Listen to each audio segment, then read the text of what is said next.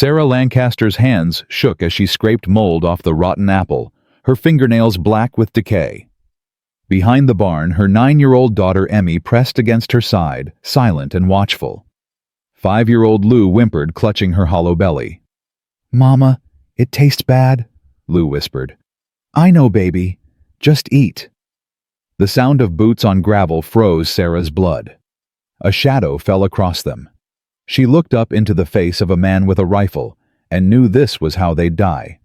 Not from hunger, from being caught.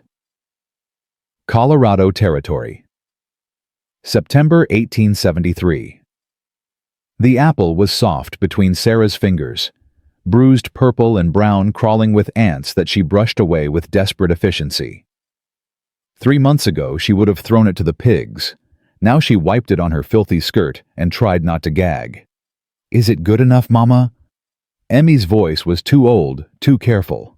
9 years old, and already she spoke like someone who'd learned that hope was dangerous. Sarah looked at her daughter. Really looked. Emmy's dress, once blue calico, now gray with road dust, hung loose on a frame that had lost its childhood roundness. Her dark hair, the same shade as Sarah's own, was tangled, despite Sarah's efforts to keep it braided. But it was Emmy's eyes that broke Sarah's heart. Those eyes had seen Philadelphia parlors and piano lessons. Now they watched her mother steal garbage with the weary acceptance of someone twice her age. "It's fine, sweetheart. Help me with these others." They worked in silence, mother and daughter, sorting through the cast-offs behind a stranger's barn. Lou sat nearby, thumb in her mouth, a habit she'd outgrown at 3, but returned to after her father's funeral. The child hadn't spoken a full sentence in 2 weeks. Just whispers. Just whimpers. The September sun beat down on the Colorado plains, merciless and bright. Sarah's bonnet had blown away somewhere in Kansas, and her face was burned dark despite her Philadelphia upbringing. Her hands, once soft enough to play Chopin, were cracked and bleeding. Her wedding ring was long gone, sold in Omaha for $3 that had bought them exactly 4 days of food. "Mama." Emmy's hand on her arm. Warning. Sarah heard it then. Footsteps. Deliberate, coming around the barn. Her body moved before her mind caught up. She pulled both girls behind her, one hand reaching for the kitchen knife she'd stolen from a campsite in Kansas. It was dull and small, but it was something. If this man tried to hurt her daughters, she'd fight. She'd lose, but she'd fight. The man who rounded the corner was tall, well over 6 feet, with shoulders broad enough to block the sun. He wore denim pants tucked into worn boots, a faded blue shirt, and a leather vest that had seen years of hard use. A Stetson hat shadowed his face, but Sarah could see his eyes, gray-blue like winter sky, and in his hands, the rifle. Sarah's throat closed. This was it. She'd been caught stealing from the wrong man, and he was going to shoot them. Or worse. She'd heard stories about what happened to women alone on the frontier. What men did when they found them desperate enough. She pushed Emmy and Lou further behind her, even though there was nowhere to run, nowhere to hide. Her voice came out steady despite the terror. "Please, sir. We'll leave. We won't trouble you." The man didn't raise the rifle. He just stood there looking at them. Looking at the rotten apples in their hands. Looking at Lou's hollow cheeks, and Emmy's 2 old eyes, and Sarah's defensive stance with a knife she couldn't even hold properly. Then he did something Sarah didn't expect. He lowered the rifle, leaned it against the barn wall, removed his hat. "Ma'am," he said, and his voice was rough but not cruel. "Those'll make you sick." Sarah blinked. That was it. No accusations, no threats. We'll go," she stammered. "We didn't mean—" "Name's Jackson McCallister. Folks call me Jace." He gestured toward the house. "Got stew on the stove, real food. You're welcome to it." Sarah stared. This had to be a trick. Men didn't just offer food to strange women. There was always a price. Always something they wanted in return. She'd learned that lesson in Omaha when a shopkeeper offered her help if she'd just come to the back room. She'd run, even though it meant they went hungry that night. We can't accept charity, Sarah said, lifting her chin. Pride, it was all she had left. Ain't charity. Jace put his hat back on, shading those gray-blue eyes. Got too much stew. Be ashamed to waste it. And those apples you're eating meant for the pigs. You want to eat pig food, that's your choice. But I got people food inside and it's going to spoil if someone doesn't eat it. Emmy's hand tightened on Sarah's skirt. Sarah felt rather than heard her daughter's plea. Please, Mama, please. Why? Sarah's voice cracked. Why would you help us? Jace was quiet for a moment. Then, because everybody needs help sometime. And because I got more than I need and you got less than enough. Seems simple to me. He turned and walked toward the house, not looking back, not forcing them, not grabbing, just walking away like he'd said his piece and the rest was up to them.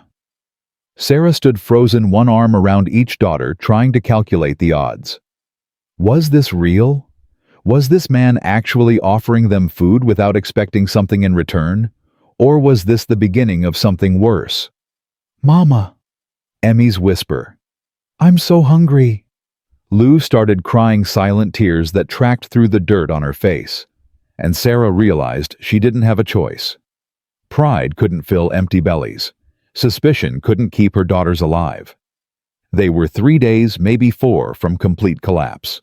She'd felt it this morning when she'd woken up dizzy, when Emmy had been too weak to stand without help, when Lou had stopped asking for food because asking hurt worse than hunger. All right, Sarah heard herself say. All right. The cabin was small but clean. Sarah noticed that first. One room, rough-hewn log walls, a stone fireplace where a pot hung over glowing coals. The furniture was simple, a table with 4 chairs, a bed in the corner covered with a colorful woven blanket, a washstand with an actual mirror. On the mantel sat a tintype photograph in a simple frame. A woman, beautiful with dark hair and eyes that smiled even in the serious pose required by the camera. She wore a high-necked dress and a small cross necklace. Sarah looked away quickly.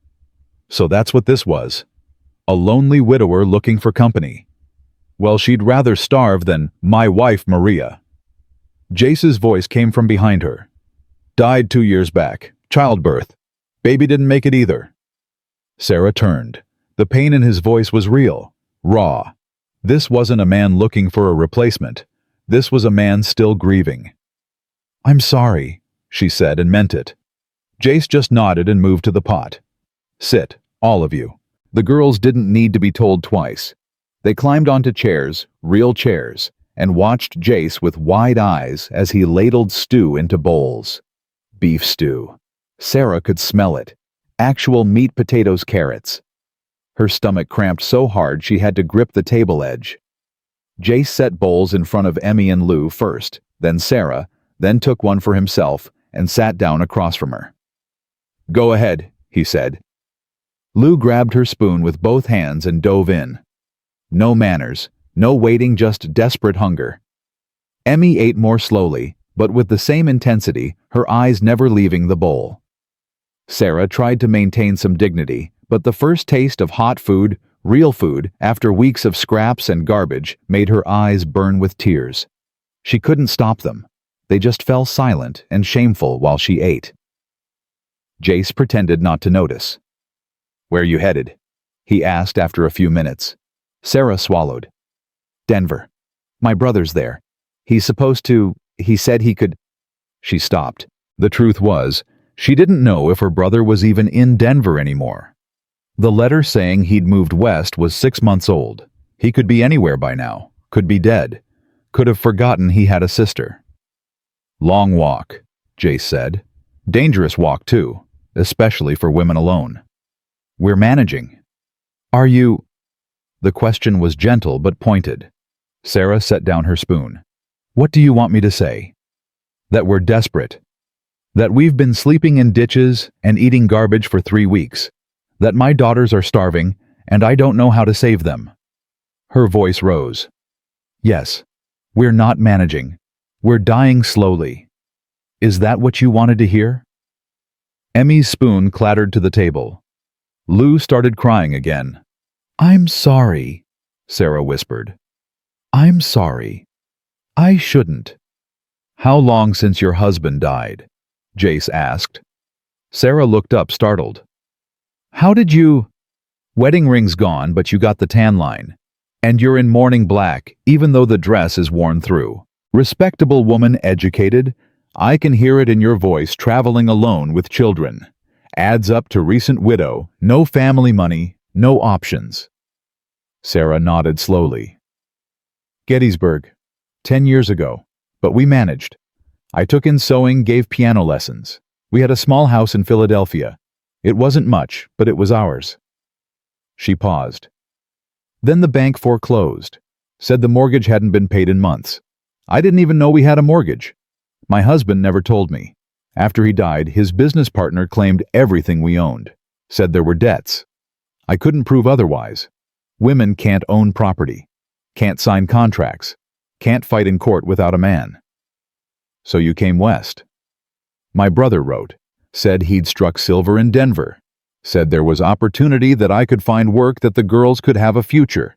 So we took what little I'd saved and bought train tickets as far as Kansas. Then we walked. From Kansas to Colorado, on foot, with 2 children. I didn't have a choice." Jace was quiet for a long moment. Then, "Storm's coming in tonight. Radio the hills. You can stay here, sleep in a real bed, get warm. Then tomorrow, if you still want to walk to Denver, I'll give you supplies, food blankets, better than rotten apples." Sarah's throat tightened. "Why are you doing this?" "Told you. Because you need help." "Nobody helps for free. There's always a price." Jace's eyes met hers. "Only price is, you let me help. That's it. No other expectations, no demands. You sleep in the bed, I'll sleep in the chair. Tomorrow you can go or stay, your choice. But tonight, you're safe here. I give you my word." "Your word." Sarah heard the bitterness in her own voice. "Men's words don't mean much in my experience." "Then judge me by my actions, not my words." Jace stood. "Bed's yours. Chamber pot's behind the curtain. Water's in the pitcher. I'll be outside checking the horses." He walked to the door, paused. "Ma'am, you did good. Getting your girls this far, that took strength. More strength than most folks got. You should be proud." Then he was gone, leaving Sarah alone with her daughters, and more kindness than she'd experienced in 5 years. Emmy looked at her mother. "Mama, is he telling the truth? Are we really safe?" Sarah looked at her daughter's hopeful face, at Lou, already half asleep with a full belly for the first time in weeks, at the warm cabin and the soft bed and the impossible generosity of a stranger. "I don't know, baby," Sarah whispered. "I don't know." But when she tucked the girls into bed an hour later, when they fell asleep immediately in soft blankets with full stomachs, when she sat by the fire and watched Jace through the window as he tended his horses with careful, gentle movements, when she did all that Sarah let herself believe. Just for one night, just for now. She let herself believe that maybe, possibly, there was still kindness left in the world.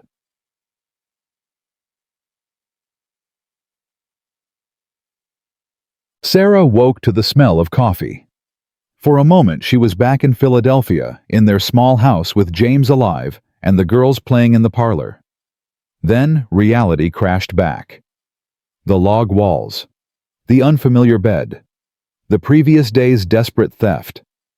She sat up quickly, too quickly. The room spun. "Easy," Jace's voice from across the room. "You pushed yourself too hard yesterday. Body needs time to recover." Sarah found him at the stove cooking something that smelled impossibly good. Emmy and Lou were still asleep beside her, curled together like puppies. "What time is it?" Sarah asked. "Just past dawn. Figured I'd let you sleep. You looked like you needed it." Sarah stood carefully smoothing her wrinkled dress. "We should go. We've imposed enough. Have you looked outside?" Sarah went to the window, and her heart sank. Rain. Not just rain, a downpour that turned the world gray and made the dirt into rivers of mud. Storm hit around midnight, Jace said. Should last another day, maybe two. Road to Denver's gonna be impassable until it dries out. We can walk in rain. You can die in rain too. Flash floods in these parts. Creek beds fill up in minutes. You get caught in one with those girls, you won't make it.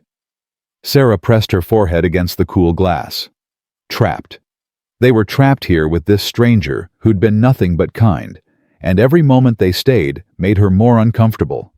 Not because she feared him, she was surprised to realize she didn't, but because accepting help felt like admitting defeat, like proving she couldn't take care of her own children. I can work, she heard herself say. For the room and board. I can cook, clean, mend clothes. I won't take charity. Already got breakfast going, Jace said. But if it makes you feel better to help, won't stop you. Maria's clothes are in the trunk there. You're welcome to something dry. Sarah turned. I can't wear your dead wife's clothes. They're just sitting there. She'd want someone to use them. She was practical like that. The coffee pot began to whistle. Jace poured 2 cups, handed one to Sarah. Their fingers brushed. Sarah pulled back like she'd been burned. Jace noticed, but didn't comment. Sugar's in the tin. No cream cow went dry last month, and I haven't had time to go to town for another. Sarah took the coffee black and sat at the table. The warmth spread through her hands, her chest. When was the last time she'd had real coffee? Months. Maybe longer. Can I ask you something? Jace said, flipping what looked like Johnny cakes on the griddle. I suppose. Why'd you come west? I mean, really. Brother in Denver, sure, but that's not the whole story. Sarah was quiet for a long moment. Then, because the alternative was a workhouse. There's a place in Philadelphia, the orphan asylum. They take children when mothers can't provide. They separate them. Boys in one building, girls in another. You never see them again. Her voice dropped. I went there to inquire. They said Emmy was old enough for domestic service. They'd place her with a family. Lou was young enough to maybe get adopted, but probably not too many orphans, not enough families. They'd likely keep her there until she was old enough to work too. And you? I'd have to sign papers giving up all parental rights. They told me it was for the children's benefit, that I was being selfish keeping them in poverty. Sarah's hands tightened on the cup. I couldn't do it. I couldn't give them away. So I took my brother's letter and told myself it was a sign. That God was giving us a chance. That if I was just brave enough, strong enough, we could make it. You are strong enough. You made it to Colorado. Barely, and only by stealing. You took rotten apples that would have fed pigs. That's not stealing. That's surviving. The law doesn't see a difference. The law ain't always right. Behind them, Lou stirred. Then Emmy. Both girls sat up, looked around with momentary confusion, then remembered where they were.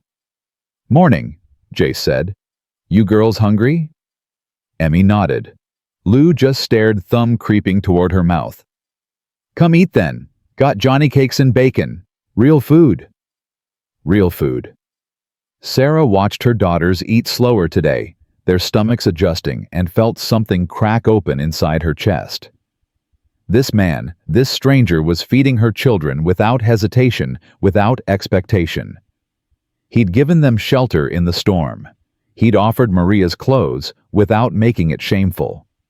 Who was he? Why was he kind? You got questions, Jace said, reading her face. I can see them. Why? Sarah said. Just tell me why you're doing this. What do you want? Jace set down his fork. 2 years ago, after Maria died, I didn't want to live anymore. Went through the motions, fed the horses, tended the cattle, kept the place running. But inside I was dead as she was. One day I was in town buying supplies, and I saw this family. Travelers. Wagon broken down. Man trying to fix the wheel while his wife and kids stood in the sun looking miserable. Hot day. Real hot. And I watched person after person walk past them. Not one stopped to help. He paused. I stopped. Helped fix the wheel. Wife gave me water. Man shook my hand, tried to pay me. I wouldn't take it. And the whole ride home, I kept thinking, that's what Maria would have done. She would have stopped. She would have helped. And if I wanted to honor her, if I wanted her death to mean something, I had to live like she lived. I had to be the kind of person who stops. Sarah felt tears threatening again. That's a beautiful reason. It's a selfish reason. Helping you helps me remember why I'm still here, why I'm still breathing when she's not. It's not selfish, it's human. Their eyes met across the table. Something passed between them. Understanding, recognition. Two broken people trying to figure out how to keep living when life had taken everything. The rain's gonna last another day at least, Jace said. Maybe two. You're welcome to stay until it passes. No obligations. Just shelter from the storm. Sarah looked at her daughters, at their fuller faces, at the color returning to their cheeks, at Lou's eyes, which held less fear than yesterday. 2 days, she said. Then we'll go to Denver. 2 days, Jace agreed. But both of them knew it was a lie. Both of them knew that something had shifted. Something had begun. Neither was ready to name it yet, but it was there, growing, like seeds in rain. The storm lasted 3 days. 3 days of rain that drummed on the roof and turned the world into mud. 3 days of being trapped in close quarters with a man Sarah barely knew but was starting to trust. 3 days of watching Jace teach Emmy how to play checkers and coax Lou into speaking again, and treat Sarah like an equal instead of a burden. On the third night, after the girls had fallen asleep, Sarah and Jace sat by the fire drinking coffee that had become their evening ritual. "Tell me about Maria," Sarah said. Jace was quiet so long she thought he wouldn't answer. Then, met her in Texas. I was working cattle. She was living with her family on a small ranch near the border. Mexican family, her father didn't approve of me. Anglo cowboy, no prospects. But Maria didn't care what he thought. She chose me anyway. He smiled, distant. We got married in secret. Ran north to Colorado. Built this place with our own hands. She was strong. Stronger than me. Could rope a steer, birth a calf, ride better than most men. But she was soft too. Kind. Saw the good in everybody. How did she die? Baby came too early. She labored for 2 days. I rode to town for the doctor, but he... Jace's jaw tightened. He wouldn't come. Said he was busy with other patients. Said he'd come when he could. By the time I got back, she was fading. Baby was breech. I tried to help, but I didn't know what I was doing. They both died in my arms. Oh God, Sarah whispered. Doctor came the next day, looked at Maria's body, and said there was nothing he could have done anyway. Breech births were too dangerous. But I'll never know, will I? I'll never know if he could have saved them. If his refusal to come killed my wife and daughter. That's why you help people, Sarah said, understanding. Because nobody helped you when you needed it. I can't save everyone. Can't bring Maria back. But I can make sure when someone asks me for help, I give it. No questions. No conditions. Just help. Sarah reached across the space between their chairs and took his hand. Jace looked down at their joined hands, surprised. Thank you, Sarah said, for helping us, for being the kind of man who stops. Jace's fingers tightened around hers. You're easy to help. Why? Because you're trying, because you haven't given up, because you love those girls more than your own pride. That's rare. That's worth preserving. They sat like that, hands clasped, fire burning, low rain finally beginning to ease.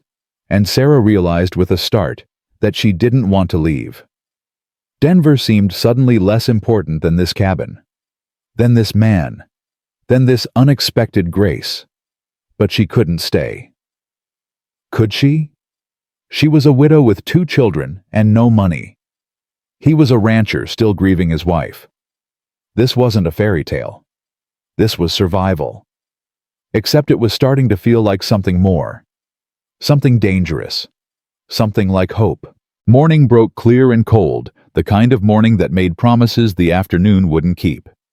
Sarah woke to find Jace already gone, the cabin empty, except for her daughters still sleeping peacefully in the bed they'd claimed as their own. She rose quietly, pulled on one of Maria's dresses, a simple brown calico that fit better than her own ruined morning clothes, and went to the window. Jace was in the corral, working with a young horse that fought the rope like it was fighting for its life. Sarah watched him move. Patient, steady, never forcing. Just waiting for the animal to understand he wasn't the enemy. "Mama," Emmy's voice behind her. "Are we leaving today?" Sarah turned. Her daughter's face was full of fear disguised as acceptance. The look of a child who'd learned not to hope for good things to last. "The rain stopped," Sarah said, which wasn't an answer. "I like it here." Emmy climbed out of bed, careful not to wake Lou. "Mr. McCallister taught me how to play checkers, and he said maybe today he'd teach me to rope if we stayed.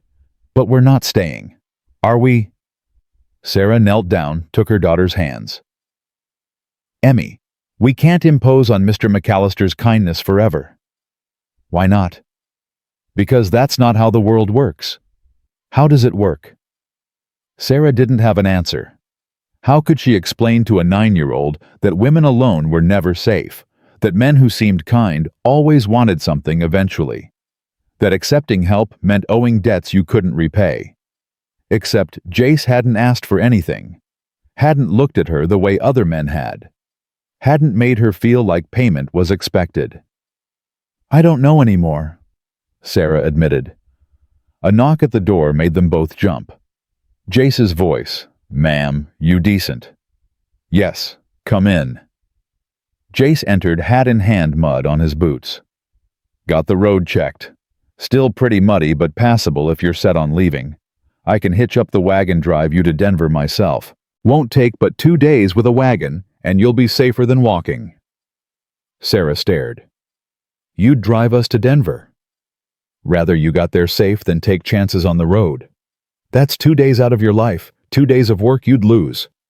Work'll still be here when I get back. You won't be if something happens to you between here and Denver." Emmy grabbed Sarah's hand, squeezed. "Please, Mama, don't say no." But Sarah felt the walls of obligation closing in, the debt growing. "I can't accept that. You've already done too much." "Then stay." The words came out quick, like Jace hadn't meant to say them. "Stay a week. Help me around the place. That square the debt in your mind. You work, I provide shelter. Fair trade." "A week. Ranch work's getting ahead of me. Could use help with cooking, mending, organizing the supply shed. Maria used to handle all that. Since she died, it's been chaos. You'd actually be helping me." Sarah searched his face for the lie, for the trap, found nothing but honest need. "Just a week," Jace continued. "You pull your weight, I'll teach you things. How to shoot, ride, survive out here. Skills you'll need whether you go to Denver or somewhere else. Then after a week, if you want to leave, I'll drive you. No questions asked." It was a good offer. Too good. But Sarah found herself nodding. 1 week. We work for our keep. Nothing more." "Nothing more," Jace agreed. Emmy let out a whoop that woke Lou, who sat up confused, until Emmy explained they were staying, they were really staying, and then Lou smiled, actually smiled for the first time since Philadelphia. Sarah felt something in her chest loosen. Just a week. That wasn't abandoning her plan. That was being practical. That was what she told herself anyway. The work started immediately. Jace hadn't been lying, the place was barely holding together. The supply shed looked like a tornado had hit it. The mending pile was taller than Lou. The kitchen organization was non-existent. Sarah rolled up her sleeves. "Show me what needs doing." By mid-morning, she'd reorganized the entire kitchen, started a batch of bread, and had Emmy sorting the mending by urgency. Lou was given the job of collecting eggs from the chickens, which she approached with serious concentration. Jace watched from the doorway. "You move like a storm." "I move like a woman who knows how to work." Sarah punched down bread dough with more force than necessary. I wasn't always desperate, Mr. McCallister. I ran a household once. A proper household with servants and dinner parties. Jace. Call me Jace. And I wasn't questioning your capability, just admiring it. Sarah's hands stilled. When was the last time a man had admired her for something other than her appearance? When had anyone seen her as capable instead of helpless? The bread'll be ready by supper, she said softer now. And I found your missing hammer in the shed. Also 3 rope coils that need replacing and a saddle that's about to fall apart. You know saddles? My father raised horses before he died and left us with nothing but debts. Sarah shaped the dough into loaves. I know quite a bit about quite a lot, Mr. Jace. I'm educated. Useless education for frontier life, but education nonetheless. Education's never useless. Jace leaned against the doorframe. What'd you study? French, piano, literature, watercolors. All the accomplishments expected of a Philadelphia lady meant to marry well and host salons. Her voice went bitter. None of which help you survive when your husband dies and leaves you with nothing. You're surviving now. Am I? Or am I just dying slower? The question hung between them. Jace pushed off the doorframe, crossed to where Sarah stood at the table. He didn't touch her, but he was close enough she could smell leather and horse and honest sweat. You're surviving, he said quietly. And more than that, you're teaching your daughters how to survive. Emmy's got your steel. Lou's got your gentleness. They're good girls because you're a good mother. Don't discount that. Sarah's eyes burned. Sometimes I feel like I'm failing them every single day. You're not. You're here. You're fighting. That's not failing. A crash from outside made them both jump. They ran to the window to see Emmy on the ground, Lou standing over her with a stick, and 3 men on horses surrounding them both.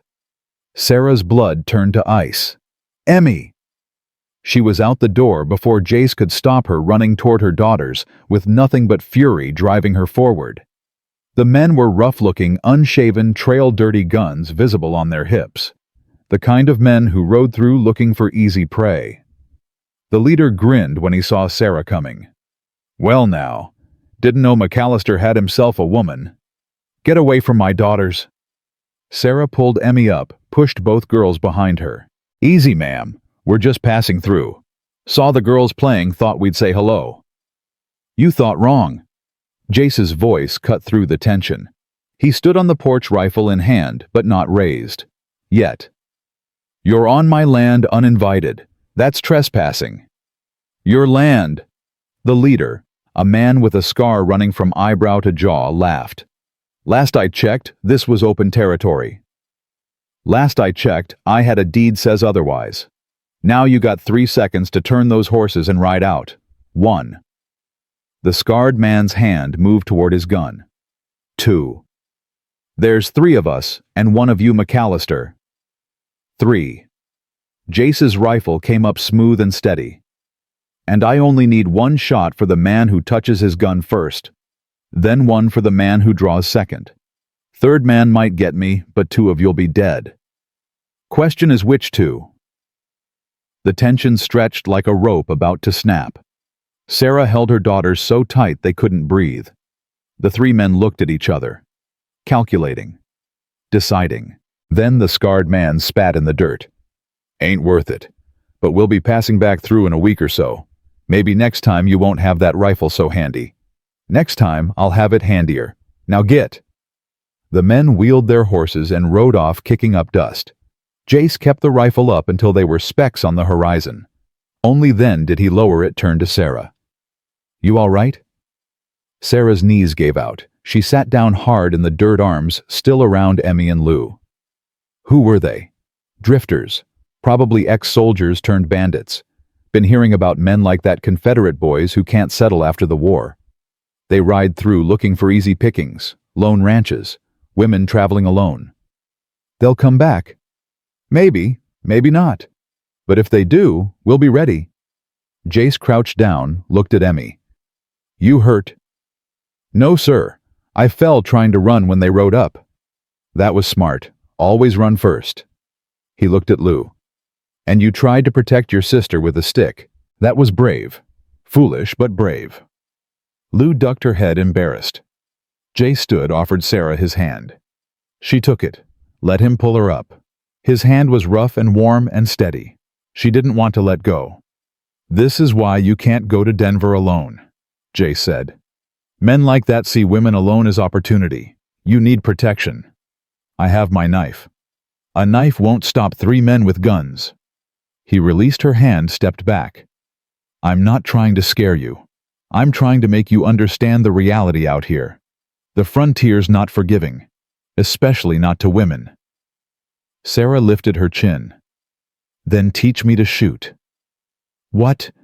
You said you'd teach me skills. Teach me to shoot.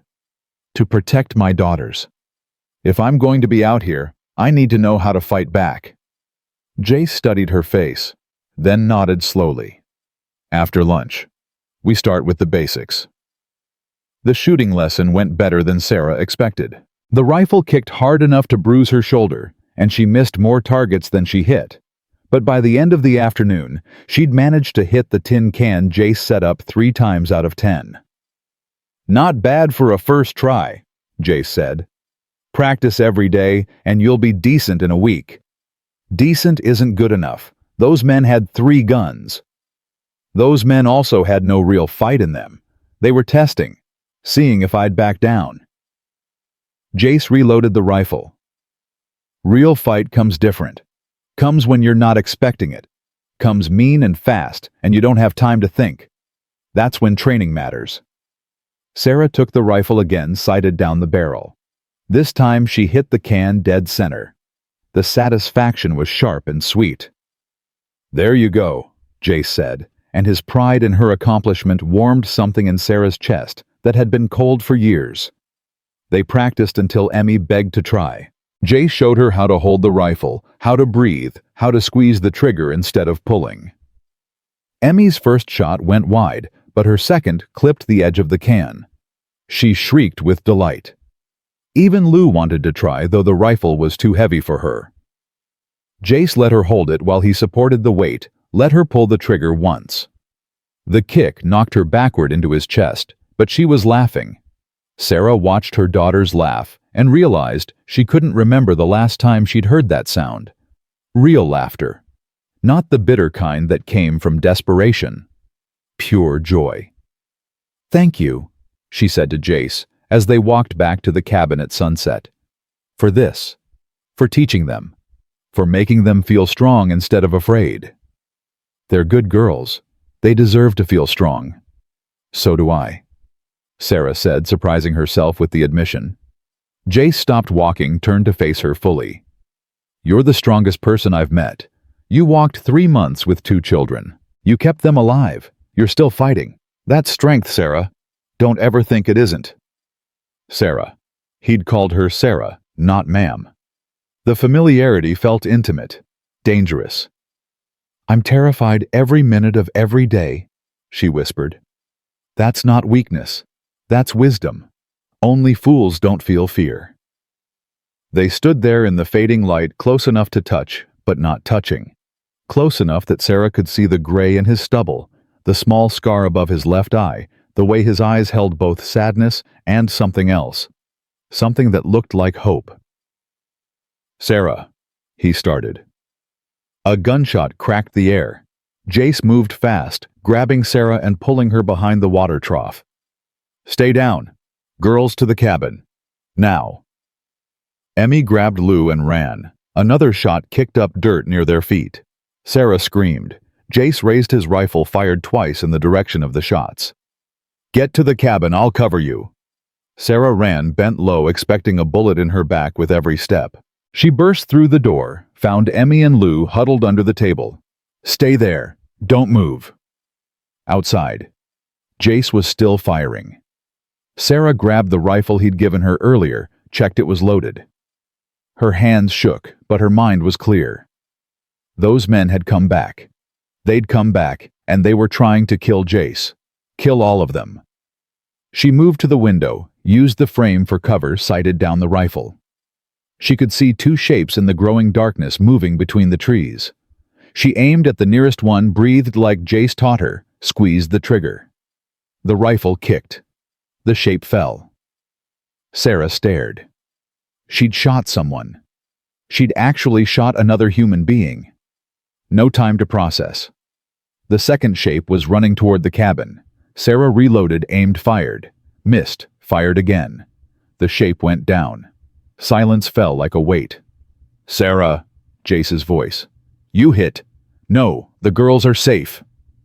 Jace appeared in the doorway, breathing hard blood on his sleeve. "You shot them."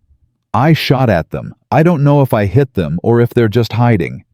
"You hit them." Jace's face was grim. "I saw them go down. Good shooting." "Good shooting." Sarah's voice rose. "I just killed 2 people. You defended your family, that's different." "Is it?" "Yes." Jace moved to the window, looked out. Third man ran off, the scarred one. He'll think twice before coming back now that he knows you can shoot. Sarah's legs gave out. She sat down hard, the rifle clattering to the floor. "I killed people." "Sarah." "I killed them." Her voice was hollow. "I took lives. I'm a murderer." Emmy crawled out from under the table, wrapped her arms around her mother. "You saved us, Mama. They were going to hurt us, and you stopped them." "Your daughter's right." Jace knelt beside them. "Those men came here to kill, to take. You defended. That's not murder. That's survival." But Sarah couldn't stop shaking. Her Philadelphia education had covered French and piano, not how to live with taking human life. She'd crossed a line today, had become someone different, someone harder, someone who could kill. "Come here." Jace pulled her up, led her to the chair by the fire. "Emmy Lou, get your mother some water, and bring that blanket." The girls scrambled to obey. Jace wrapped the blanket around Sarah's shoulders, pressed a cup of water into her hands. "Drink." Sarah drank. The water was cold, real. It reminded her she was alive. "First time's always hardest," Jace said quietly. "I shot a man once. Cattle rustler trying to steal my herd. I was 19. Threw up after. Couldn't eat for 2 days. Thought I'd go to hell for sure." "Did you?" "Still waiting to find out. But I'll tell you what an old trail boss told me. He said taking a life in defense of innocence doesn't damn you. It proves you value life enough to protect it." "That's convenient philosophy." "Maybe, but it's kept me sane." He squeezed her shoulder. "You did what you had to do. No more, no less. And tomorrow, we'll bury them proper. Say words over them. Give them dignity, even though they gave us none." Sarah looked up at him. "Who are you?" "What kind of man buries the people who tried to kill him? The kind who still wants to be human when this is all over." They sat like that, Sarah in the chair, Jace crouched beside her, the girls pressed against her sides. Outside, darkness fell complete. 2 bodies lay in the dirt. The third man was somewhere out there, probably riding for help or revenge. "We can't stay," Sarah said. "They'll come back with more men. We're endangering you." "You're not going anywhere. This is my fight now, too." "It's not your fight. We're not your responsibility." Jace stood, paced to the window. When he spoke, his voice was rough. 3 months ago, I stood in this cabin and put my gun in my mouth. I sat there for an hour trying to find one reason to keep living. Couldn't find one. Then I heard chickens squawking, went outside. Found a fox in the hen house. Killed the fox. Saved the chickens. And I thought Maria would have done that. She would have saved them. He turned, looked at Sarah. "You and your girls, you're my reason. You're why I take the gun out of my mouth every morning. So no, you're not leaving.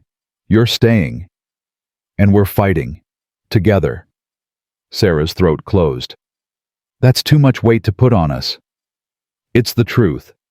Jace crossed back to her. "I'm not asking you to save me. I'm saying you already did. Just by being here. Just by reminding me that life's worth protecting." Emmy spoke up, her voice small. "Are you going to marry my mama?" "Emmy!" Sarah's face flamed, but Jace didn't look away. Would that be such a bad thing? The question hung in the air like smoke. Sarah couldn't breathe. Marriage. He was talking about marriage.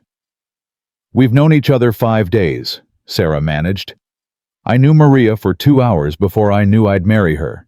Time doesn't matter when you recognize someone. Recognize what home. Jace's voice was soft. You feel like home, Sarah. You and your girls. Like the missing pieces of what this place was supposed to be. Sarah stood the blanket falling away.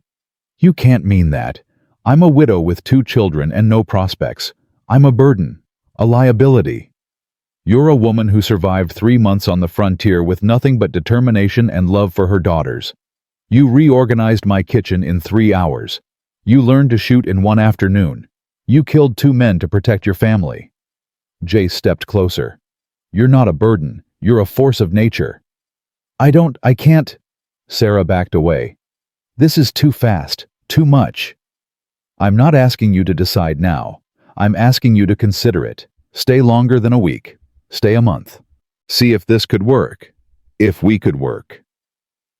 As what, your housekeeper, your charity case. As my partner, my equal, my wife, if you'll have me. Emmy grabbed Sarah's hand. Say yes, Mama. Please say yes. Lou nodded vigorously. Yes, Mama, yes.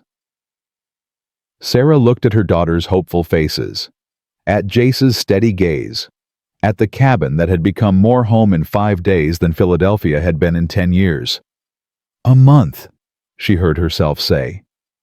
I'll stay a month, but no promises beyond that. And we maintain separate sleeping arrangements.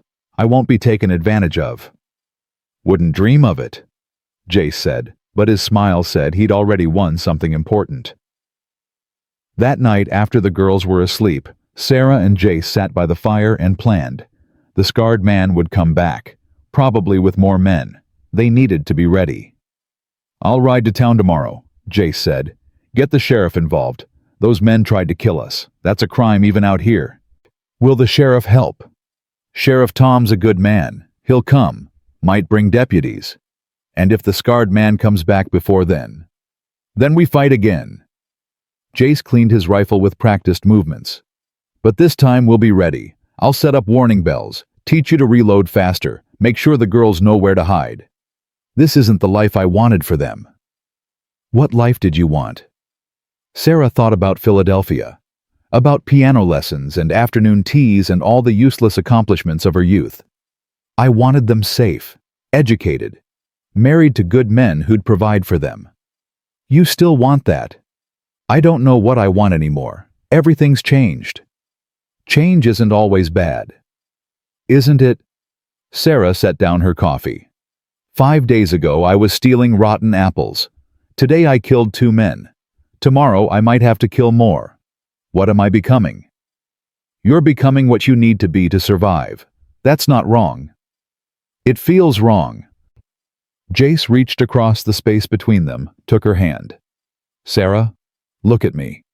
She did. His eyes were steady. You're a good person who did a hard thing. That doesn't make you bad. It makes you human. And tomorrow when the sun comes up, you'll still be you. Still be the woman who loves her daughters enough to cross a continent. Still be the woman who taught herself to shoot in 1 afternoon. Still be the woman who's brave enough to keep fighting when most would have quit. Sarah's eyes filled with tears. How do you see me like that? How do you see anything good when I feel so broken? Because broken things can be mended. And because you're not as broken as you think. You're just bent. And bent things can straighten again with the right support. Is that what you are? My support. If you'll let me be. Sarah squeezed his hand. Why do you care so much about 3 strangers? Because you're not strangers anymore. Because in 5 days, you've become the reason I get up in the morning. Because Emmy's laughter reminds me life can be joyful. Because Lou's smile is like sunrise. Because you... He stopped. Because what? Because you make me want to be the man Maria thought I was. The man I was before grief broke me. Sarah pulled her hand away, stood paced to the window. Outside, darkness pressed against the glass. Somewhere out there, the scarred man was planning revenge. Somewhere out there, danger waited. But inside, in this small cabin, was warmth. Was safety. Was the possibility of something she'd stopped believing in. "I can't promise you anything," she said without turning. "I can't promise I'll stay beyond a month. I can't promise I'll marry you. I can't promise I'm brave enough to build a life here.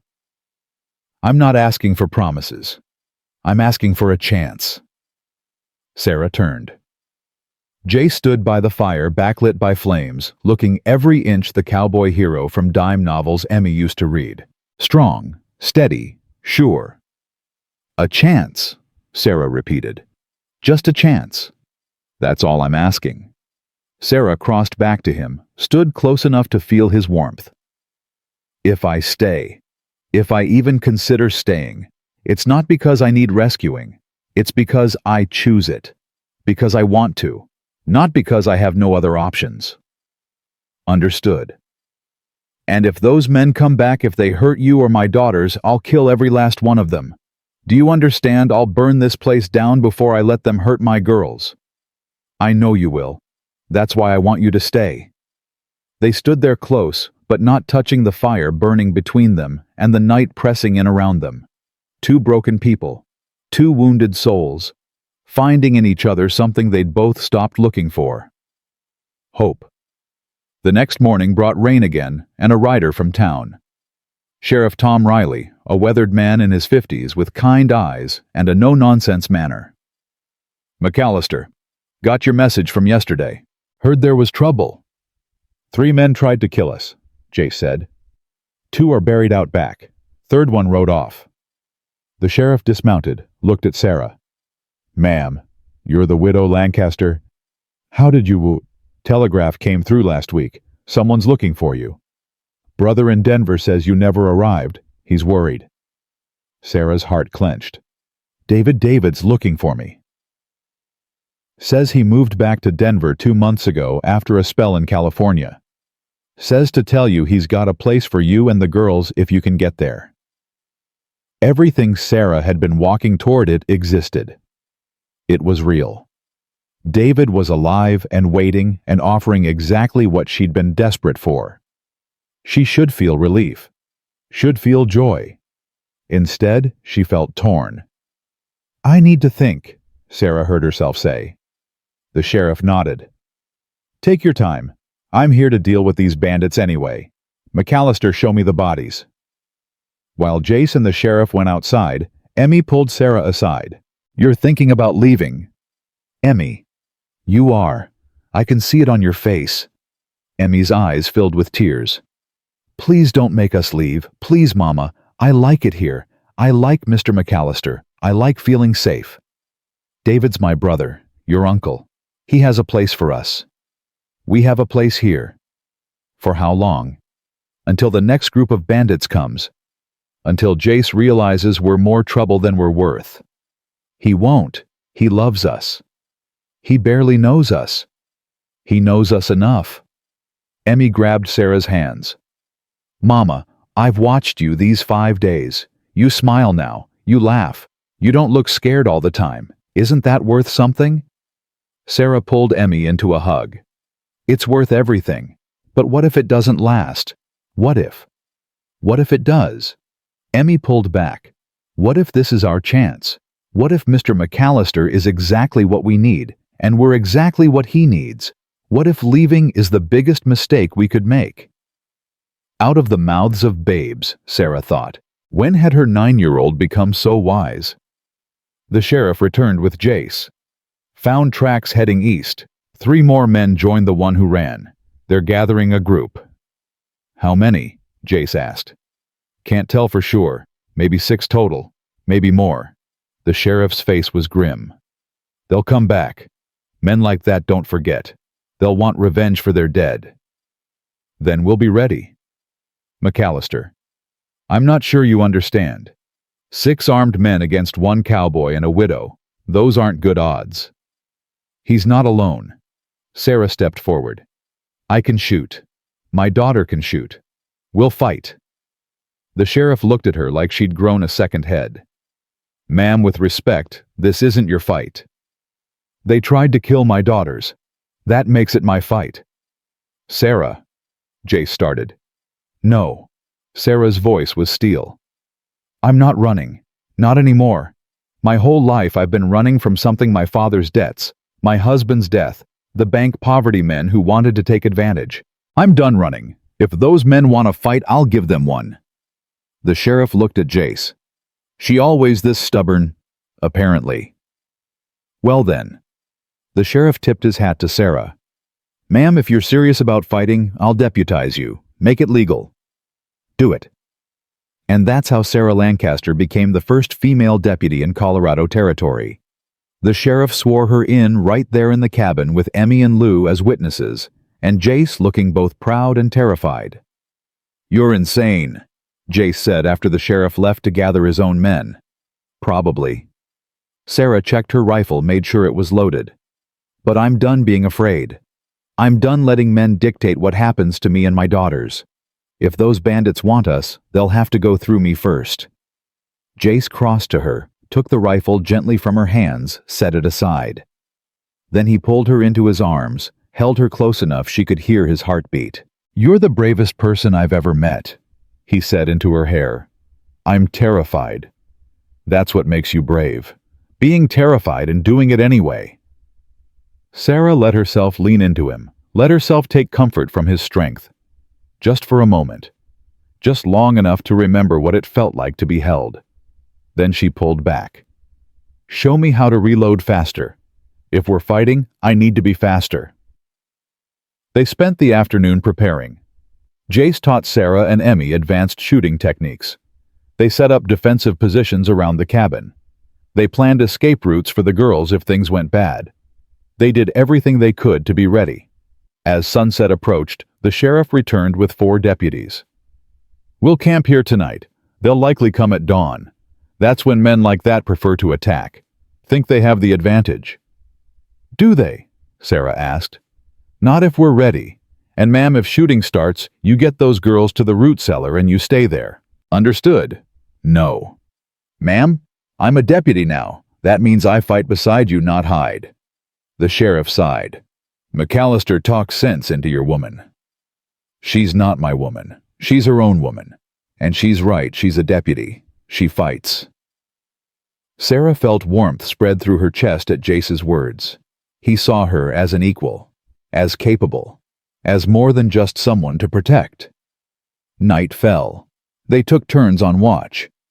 When Sarah's turn came, Jace walked with her to the perimeter.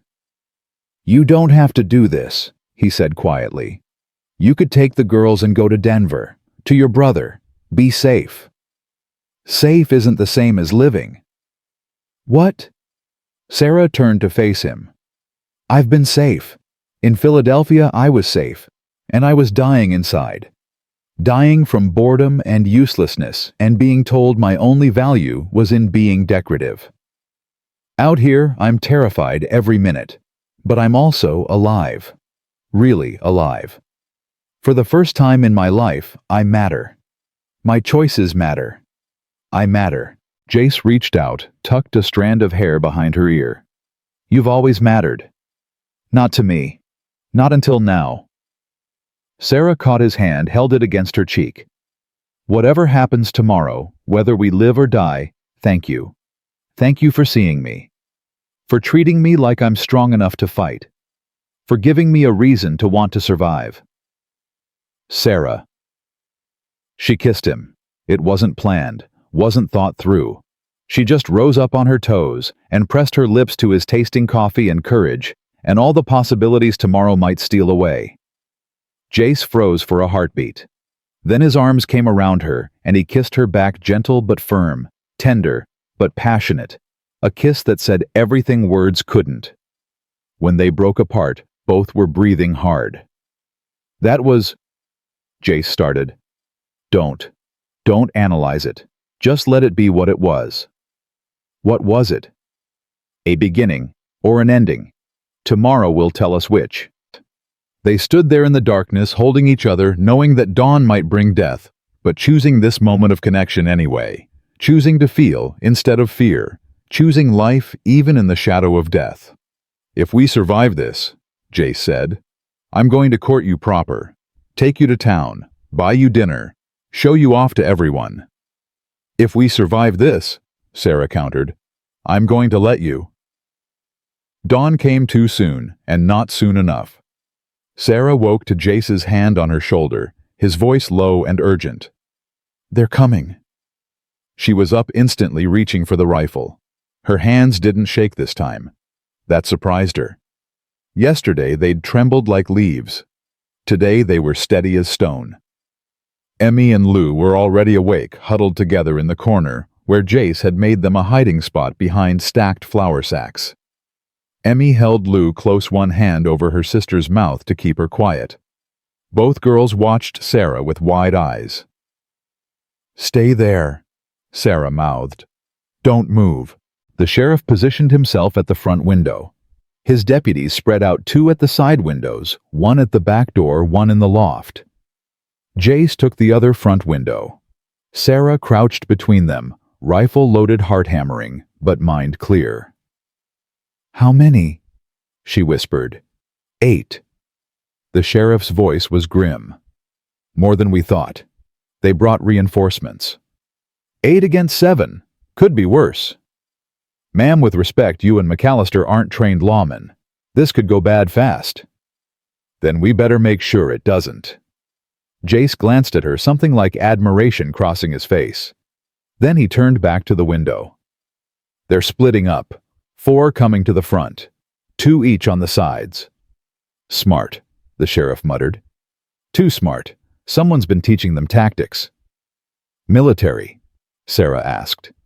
"Maybe. War's been over 8 years, but some boys never came home." "Not really. They just kept fighting different enemies." The scarred man's voice rang out from beyond the barn. "McCallister, send out the woman and her brats, and we'll let you live." Jace's jaw tightened, but he didn't answer. "We know you got the sheriff in there," the voice continued. "Don't matter. We got you outnumbered. We got you surrounded. Send them out." Sarah moved to the window, shouted back before anyone could stop her. "You want us, come take us." "Sarah, what are you?" Jace grabbed her arm. "I'm tired of men thinking they can just demand things and women will comply. Let them come. Let them try." The scarred man laughed, the sound carrying across the yard. "Got yourself a fighter, McCallister. Too bad she's gonna watch you die." Gunfire erupted. Sarah dropped below the window as bullets shattered glass above her head. She rose, aimed, fired. A man in the tree line went down. She ducked again, reloaded like Jace had taught her. Fast, efficient. No wasted movement. Jace was firing methodically, each shot deliberate. The sheriff and his deputies added their fire. For a moment it seemed they might hold them off. Then the barn caught fire. Sarah saw the smoke first, then flames licking up the wooden walls. "They're burning us out." "The horses!" Jace started for the door. The sheriff grabbed him. "That's what they want. You go out there, you're dead." "I can't let the horses burn." Sarah made the decision in a heartbeat. "I'll go. You're a better shot. Cover me." "Absolutely not." But Sarah was already moving, throwing open the door and running low across the yard. Bullets kicked up dirt around her feet. She heard Jace screaming her name. Heard the concentrated fire from the cabin as the men provided cover. Felt a bullet tug at her skirt. She hit the barn door, wrenched it open. Smoke poured out thick and choking. The horses were screaming, terrified. She grabbed the nearest one's halter, let it out. The horse fought, her eyes rolling white with fear. "Come on!" She pulled harder, got the animal outside. It bolted the second it was free, running toward the open range. Good. 1 down. Back into the smoke. Her eyes burned. Her lungs screamed. She found the second horse, a young mare that was kicking the stall door. Sarah got it open, dodged the flying hooves, grabbed the halter. A man's voice behind her. "Well now, ain't you something?" Sarah spun. The scarred man stood in the barn doorway, gun pointed at her chest. She'd left her rifle outside, had nothing but a knife in her boot. Brave.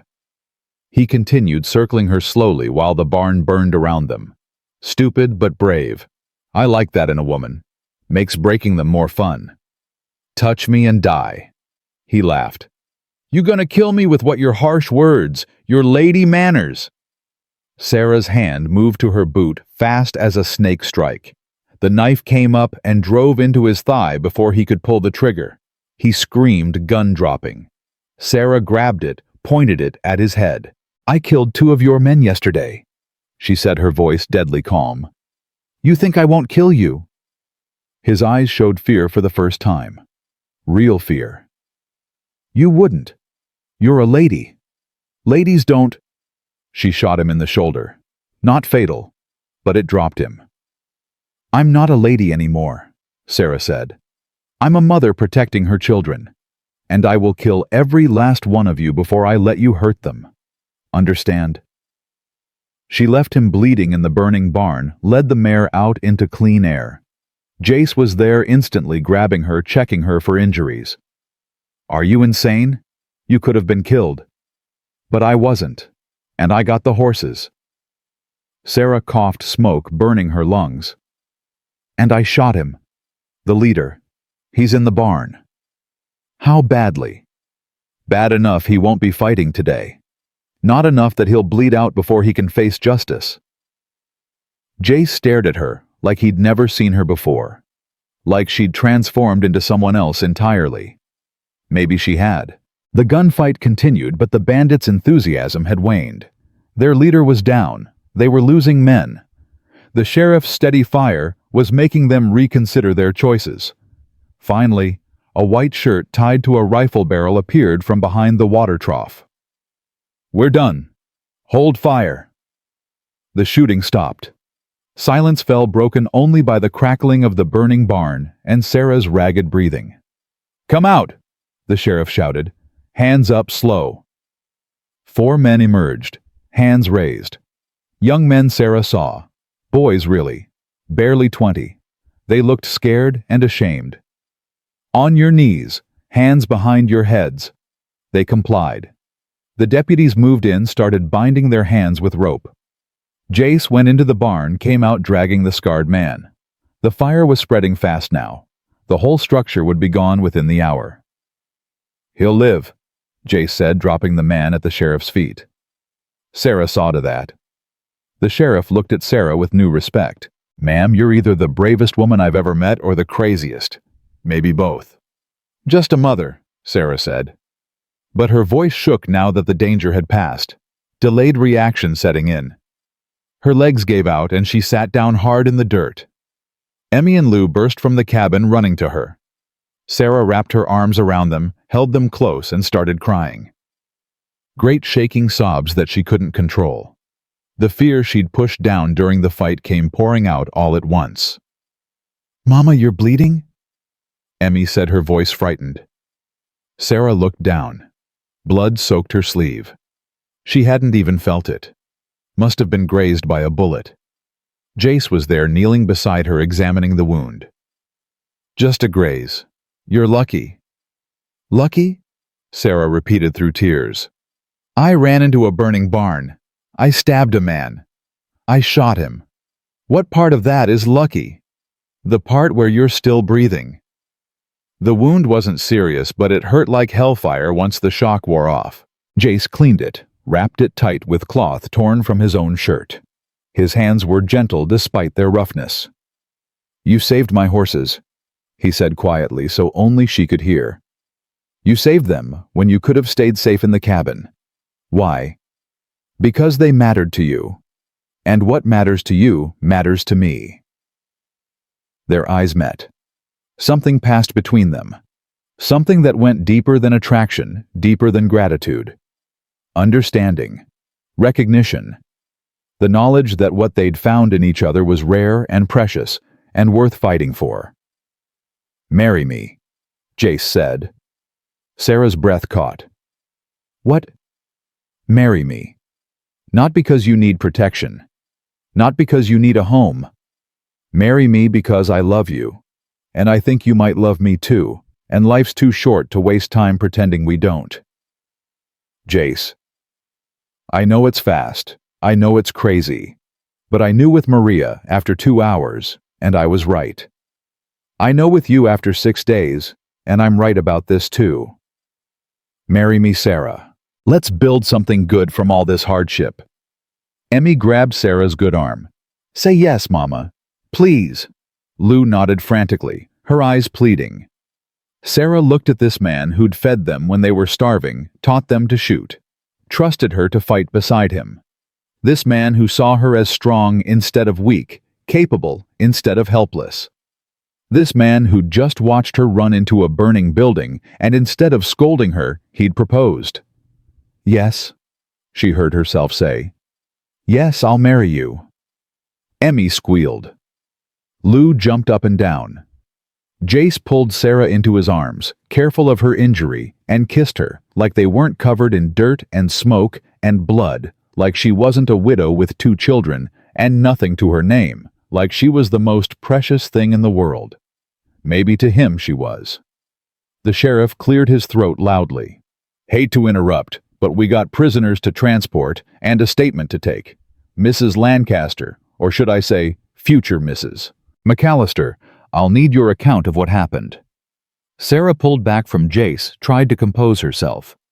Of course. What do you need to know? Everything, start to finish. And ma'am, you'll need to testify when this goes to trial.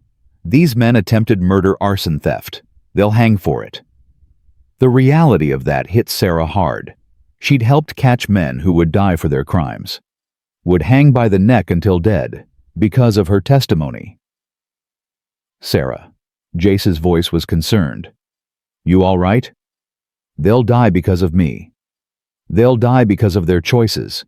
You just made sure they faced consequences. Is there a difference? Yes. The sheriff spoke up.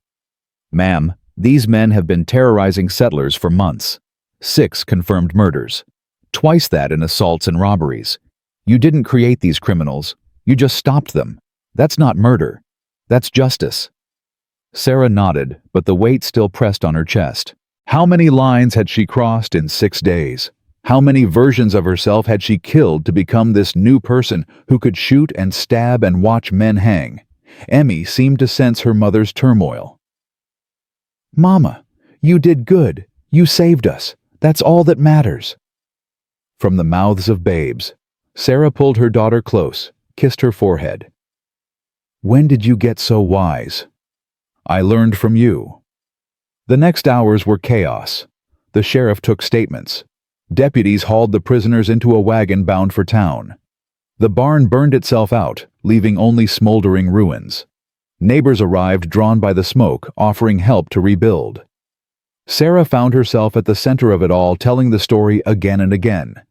Each time she told it, it felt less real, like it had happened to someone else.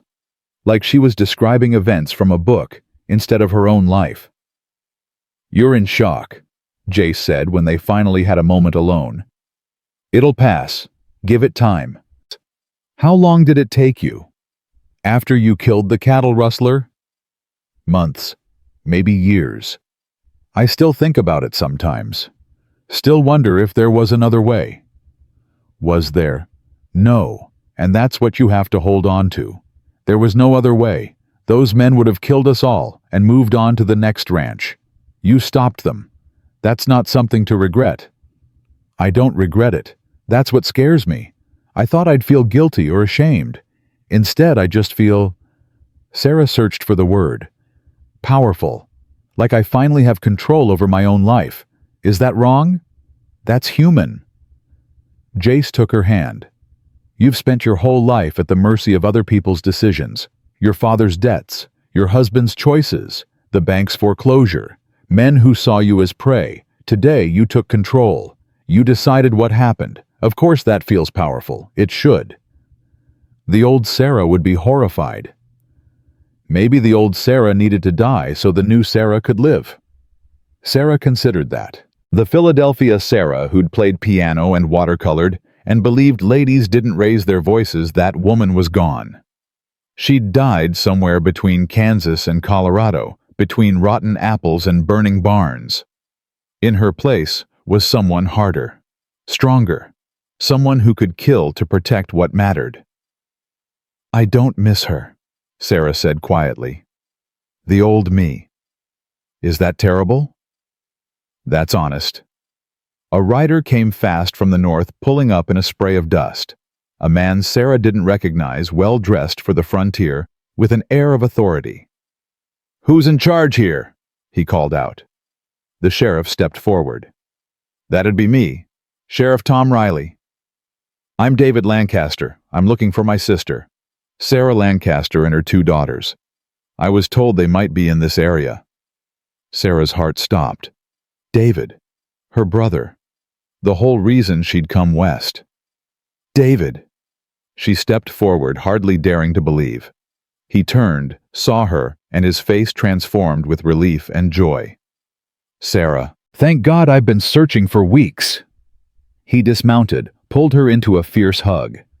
Sarah stood there, arms at her sides, trying to process. This was what she'd been walking toward for 3 months. Her brother. Safety. The life she'd planned. So why did it feel wrong? David pulled back, looked her over. "You're hurt. And covered in, is that blood? Sarah, what happened?" "It's a long story. We have time. I came to take you home. I have a house in Denver. Room for all 3 of you. You'll never have to worry about anything again." Everything she'd wanted, everything she'd suffered for, handed to her on a silver platter. Sarah looked at Jace.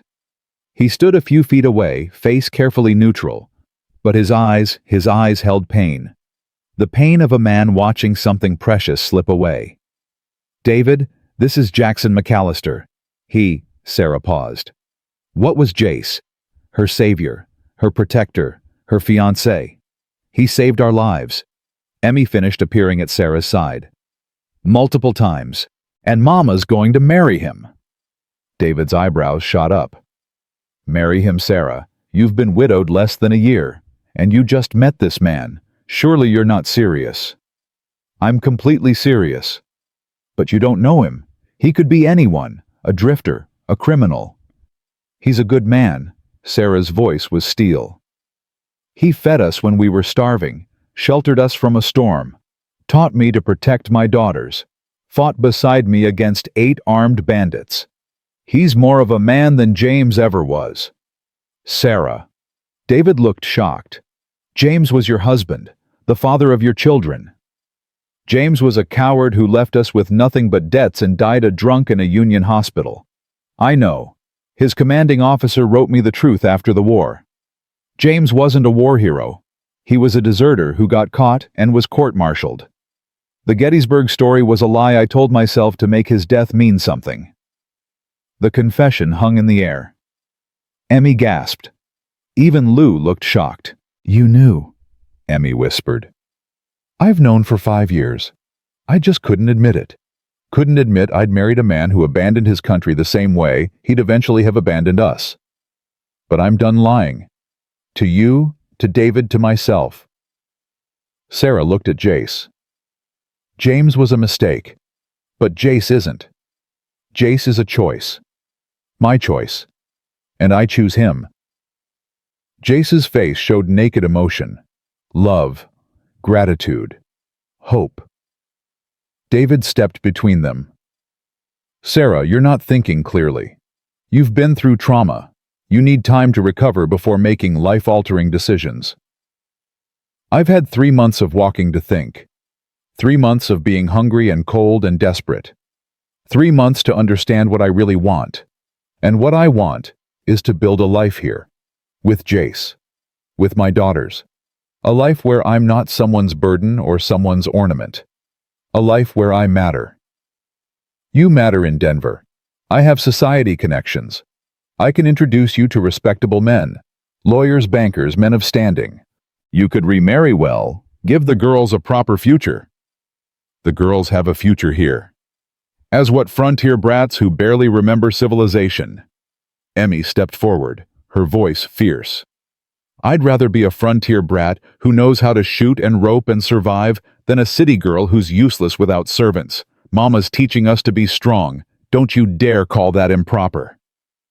David looked taken aback. "Emmy, I didn't mean—" "Yes, you did." Lou spoke up, surprising everyone. The child who rarely talked was suddenly finding her voice. "You think we should be ladies, quiet and proper. But Mama says ladies don't survive out here. Strong women do. And we're going to be strong women like Mama." Sarah felt tears prick her eyes. Her daughters. Her brave, fierce daughters. They understood in a way David never would. "David, I appreciate you coming all this way," Sarah said gently. "I do. But we're not coming to Denver. We're staying here. I'm marrying Jace. We're building a life. On a burned-out ranch with a man you barely know. Sarah, be reasonable." "I'm being completely reasonable. For the first time in my life, I'm choosing what I want instead of what I should want. And I want this." Jace finally spoke. "Mr. Lancaster, I love your sister, and I'll spend every day for the rest of my life making sure she never regrets choosing me. But it is her choice, not yours, not mine. Hers." David looked between them, seeing he'd lost. "Fine. Make your choice. But don't come crying to me when frontier life breaks you. When the winters are too hard and the work is too much, and you realize you gave up comfort for suffering." "I've already suffered," Sarah said quietly. "Suffered in Philadelphia, in my comfortable house with my comfortable life.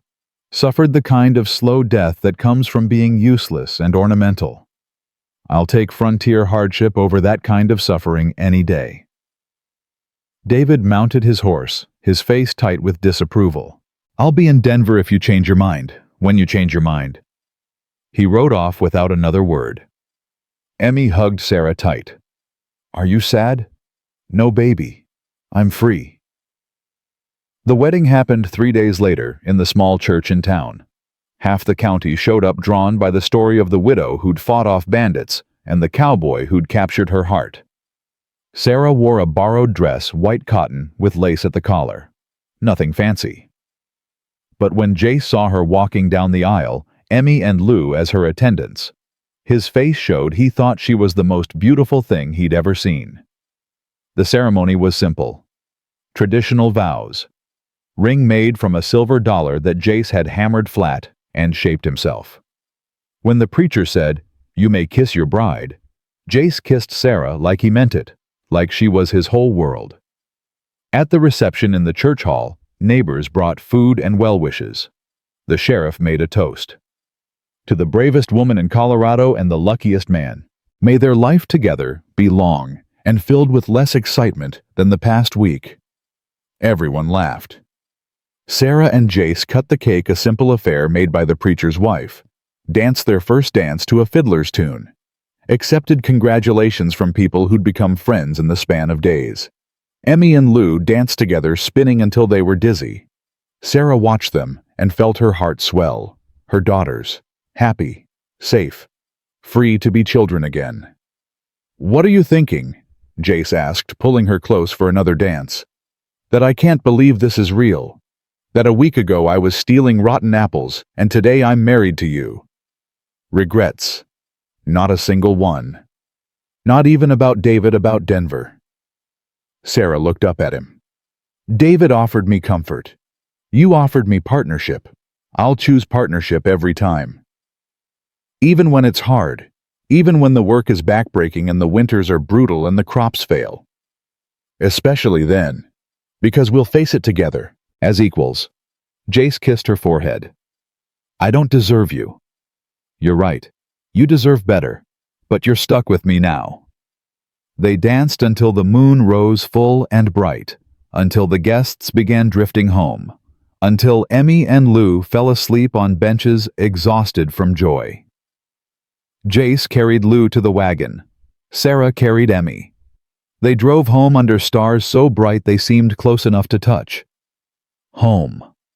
The word felt different now. Not just a place, a feeling, a choice renewed daily. The ranch looked different in moonlight. The burned barn was already being rebuilt. Neighbors had come together, raised the frame in 2 days. It would be finished within a week. That's how frontier life worked.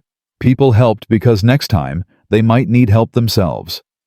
Jace carried Lou inside, laid her gently on the bed. Sarah tucked Emmy in beside her sister. Both girls barely stirred, lost in dreams of dancing and cake and safety. Sarah and Jace stood together watching the girls sleep. Jace's arm came around Sarah's waist, pulling her close. "Thank you," he said quietly. "For what?" "For choosing me. For choosing this. For being brave enough to want something different. Thank you for seeing me. For treating me like an equal. For loving my daughters like they're yours. They are mine now. All of you are." They moved to the porch, sat together on the steps. Above them, the Colorado sky stretched infinite and full of stars. The night air was cool, carrying the smell of pine and possibility. "What happens now?" Sarah asked. "Now we rebuild the barn, plant next season's crops, maybe add a room to the house for the girls, live our lives." Sounds simple. Won't be simple, will be hard, but we'll do it together. Sarah leaned her head on his shoulder. "I used to think love was supposed to sweep you away, make you lose yourself. But this..." She gestured to the ranch, to the cabin, to everything they'd built in a week. "This feels like finding myself, like becoming who I was always meant to be." Maybe that's what real love is. Not losing yourself in someone else, but finding yourself because of them. They sat in comfortable silence, watching the night. Tomorrow would bring work, would bring challenges, would bring all the hardships of frontier life. But tonight, they had this: peace, partnership, a future they'd chosen together. Sarah thought about the journey that had brought her here, the desperation, the hunger, the fear. She'd walked 3 months to find her brother and found herself instead. Found strength she didn't know she had.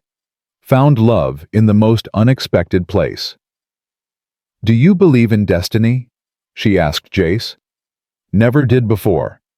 But how else do you explain you ending up at my barn at exactly the right moment? If you'd come a day earlier, I might not have been there. A day later, you might have moved on. But you came exactly when you needed to, and I was exactly where I needed to be. So we were meant to find each other. Or we were just lucky.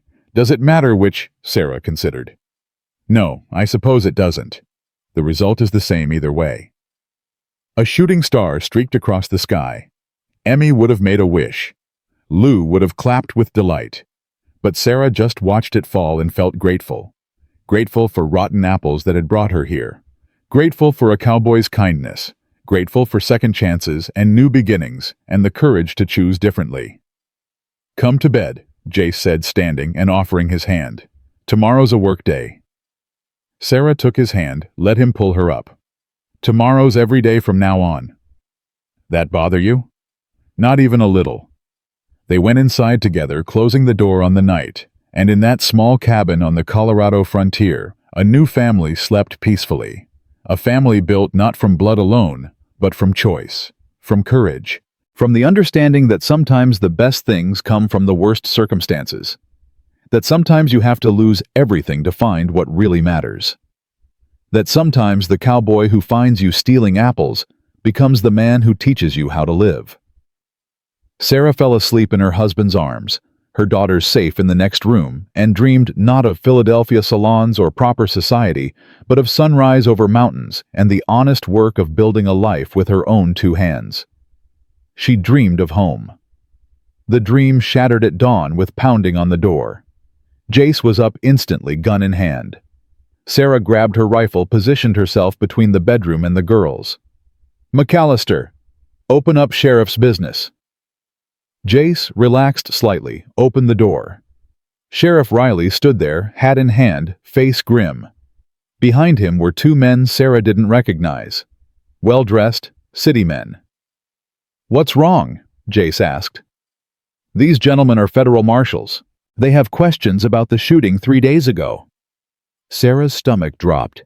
She moved into the room, rifle still in hand. Questions about what those men tried to kill us. It was self-defense. The taller marshal stepped forward. Mrs. McCallister, I'm Marshal Crawford. This is Marshal Bennett. We're investigating reports that you executed a wounded man, that you shot him in cold blood while he was down. What, that's not who told you that? One of the prisoners says you stabbed him, then shot him while he begged for mercy, says you laughed while you did it. That's a lie. Emmy's voice.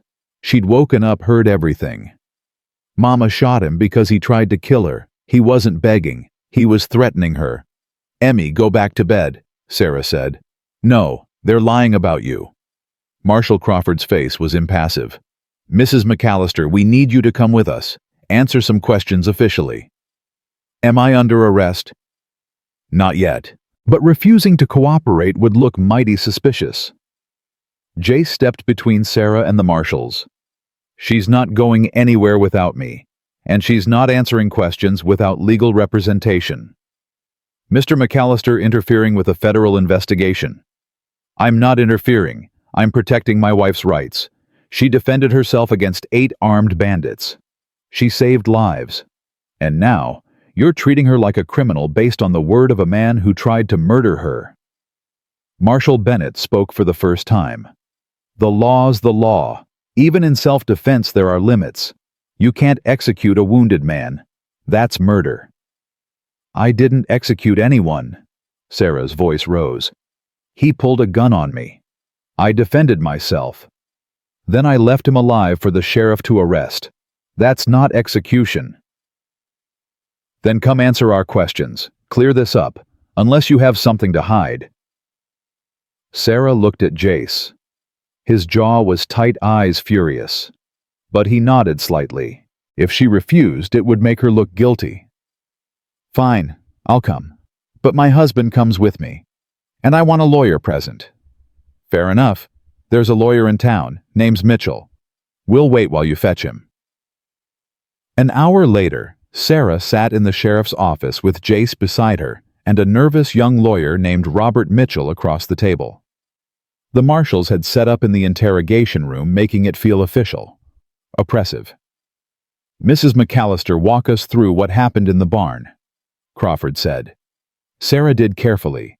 Described running in to save the horses, the scarred man cornering her, his threats, her stabbing him, his dropping the gun, her picking it up and shooting him to disable him, not kill him. He was already wounded when you shot him, Crawford pressed. He still had a gun. He was still a threat. But he'd dropped it. You said so yourself. He dropped it because I stabbed him. Doesn't mean he couldn't pick it up again. So you shot an unarmed wounded man because he might potentially pick up a weapon. Sarah felt the trap closing. I shot a man who'd just threatened to rape and kill me, who was part of a group that tried to murder my family. I shot him because I wasn't sure he was actually neutralized. Would you prefer I'd waited to find out? Let him get the gun again and shoot me. Mitchell, the lawyer, spoke up. My client acted in immediate defense of her life. The threat was ongoing. She had every right to ensure the attacker was incapacitated. By shooting him. By any means necessary. Colorado law is clear on this. A person has no duty to retreat in the face of deadly force. Mrs. McCallister was trapped in a burning building with an armed attacker. She defended herself appropriately. Crawford leaned back. That's one interpretation. Another is that she let rage take over. That she saw a wounded man and decided to punish him. That she used excessive force. That's not what happened. Sarah's hands clenched. I was terrified. I acted on instinct. I didn't plan anything. I just wanted to survive. Yet you had the presence of mind to shoot him in a non-lethal area. The shoulder. That suggests deliberation. Control. Sarah stared.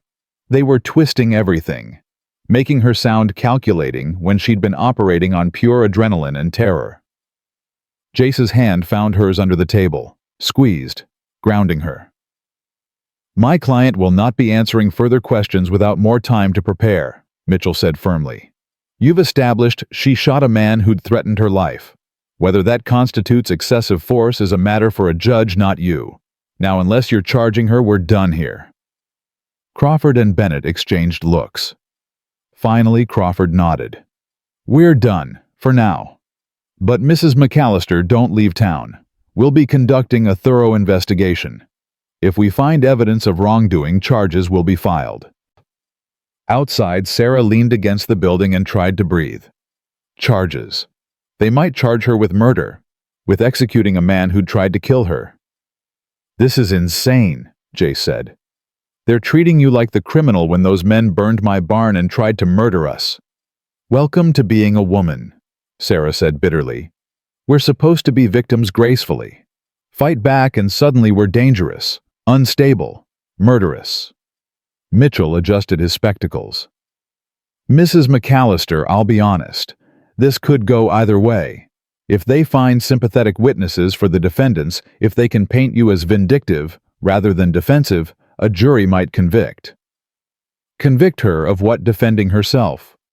Of excessive force. Of allowing emotion to override judgment. Colorado's still territory, not a state. Federal law applies. And federal law says you can defend yourself but not punish. The line between the two is murky. Sarah felt sick. What's the penalty if they convict for murder? Hanging. Mitchell's voice was gentle but honest. For manslaughter, 5 to 15 years prison. The world tilted. Sarah grabbed Jace's arm to steady herself. Hanging. They could hang her for defending herself, for protecting her daughters. "That won't happen," Jace said fiercely. "We'll fight this. We'll get witnesses. The sheriff was there. He saw everything." "The sheriff saw the aftermath," Mitchell corrected. "Not what happened in the barn. It's your word against the defendants, and he's claiming you tortured him." "Tortured?" Sarah's voice was hollow. "I stabbed him once, shot him once. How is that torture?" "He claims you stood over him, taunted him while he bled, made him beg before you shot him." "That's a complete fabrication. Can you prove it?" Sarah couldn't. She'd been alone in the barn with him. No witnesses, just her word against his. They walked back to the ranch in silence. Emmy and Lou ran out to meet them, faces full of hope. Sarah tried to smile but couldn't quite manage it. "What happened?" Emmy asked. "Are you in trouble?" "A little trouble. But we'll fix it." "Did they believe you?" "I don't know."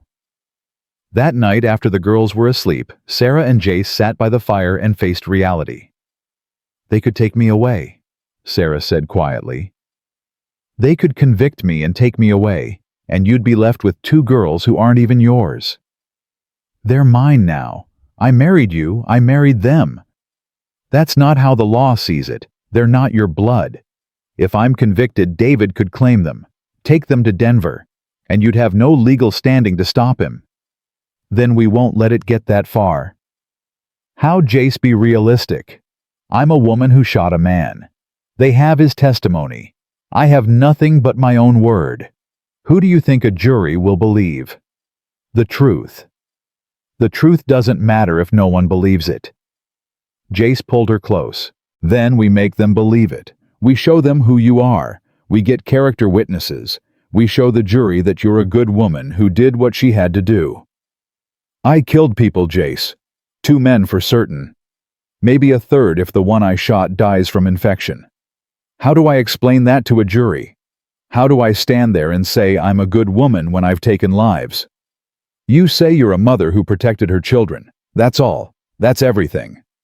Sarah wanted to believe him, but doubt crept in like cold through cracks. She'd built a life here, found happiness, and now it might all be torn away because she'd fought back, because she'd refused to be a victim. The investigation continued over the following week. Marshals interviewed everyone who'd been there, examined the bodies of the dead men, talked to the prisoners, built their case. Sarah tried to maintain normalcy, cooked meals, helped rebuild the barn, taught the girls their letters. But fear shadowed every moment. Every knock on the door might be marshals coming to arrest her. Emmy sensed the tension. "Mama, what happens if they take you away?" "They won't." "But what if they do?" Sarah knelt down, took her daughter's hands. "Then you stay here with Jace. He'll take care of you. He promised me he would. I don't want you to go. I don't want to lose you like we lost Papa. You won't lose me. I'm not going anywhere. But the promise felt hollow. She'd learned that promises couldn't stop fate, could only hope to soften the blow when it fell. A week after the initial questioning, Mitchell came to the ranch with news. Sarah saw his face and knew it was bad. They're filing charges, he said without preamble. Manslaughter. They're saying you used excessive force. That stabbing him was sufficient defense. Shooting him afterward was punishment, not protection. Jace swore. Sarah just nodded numb. She'd expected this. Hoped against it, but expected it. When's the trial? She asked. 3 weeks. They're bringing in a judge from Denver. This is going to be public, Sarah. The first woman in Colorado Territory charged with killing a man. The newspapers are already calling you the avenging widow. They make me sound like a vigilante. That's exactly what the prosecution wants. They want the jury to see you as dangerous, emotional, unable to control yourself. We need to counter that. Show them you're a respectable woman who acted reasonably. How do we do that? Mitchell pulled out papers. Character witnesses. People who can testify to your good character. The preacher who married you. Neighbors who saw you caring for your children. Anyone who can humanize you. And if that's not enough, then we pray the jury has more sense than the prosecution thinks. The next 3 weeks were agony. Sarah tried to stay strong for the girls, but at night she lay awake imagining worst cases. Prison. Hanging. Never seeing her daughters grow up. Leaving Jace alone with responsibilities he'd never asked for. Stop! Jace would whisper, pulling her close. Stop imagining the worst. I can't help it. Then imagine the best. Imagine being acquitted. Imagine us growing old here. Emmy getting married. Lou becoming whatever she wants to be. Us with grandchildren running around. Imagine that instead. Sarah tried. But fear was more convincing than hope. The day of the trial arrived too soon. Sarah wore her best dress, still Maria's borrowed clothing, but clean and proper. She braided her hair tight, trying to look respectable. Trying to look like someone who deserved mercy. The courtroom was packed. Seemed like half the territory had come to watch the avenging widow face justice. Sarah felt their eyes on her, judging, curious, hungry for scandal. Jace sat directly behind her, Emmy and Lou beside him. Every time Sarah's courage faltered, she'd turn and see them. Her family. Her reason for everything. The judge entered, a stern man named Harrison, with white hair and cold eyes. He called the court to order, and the trial began. The prosecution went first. They painted Sarah as a woman who'd snapped, who'd let rage override reason. They called the scarred man, his name was Colton Reed, to testify. He limped to the stand, his shoulder and leg still bandaged. He told a convincing story. How he'd come to the ranch asking for water. How Sarah had attacked him without provocation.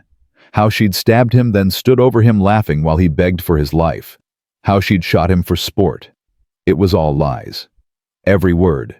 But he told them convincingly. Sarah watched the jury's faces. They believed him. Or wanted to. Because his version was simpler. Woman goes crazy. Woman attacks innocent man. Woman must be punished. Mitchell, cross-examined, tried to poke holes in the story.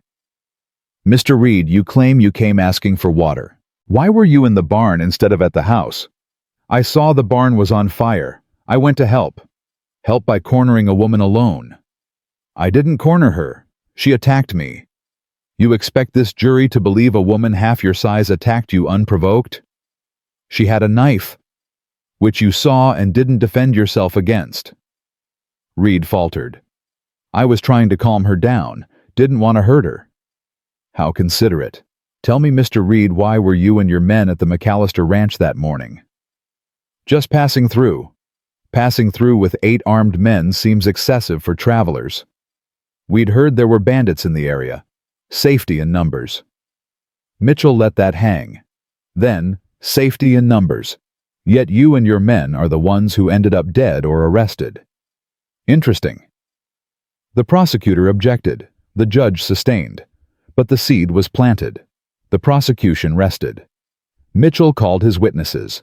The sheriff testified that Sarah had been defending her home, that Reed and his men had attacked first, that Sarah had acted reasonably given the circumstances.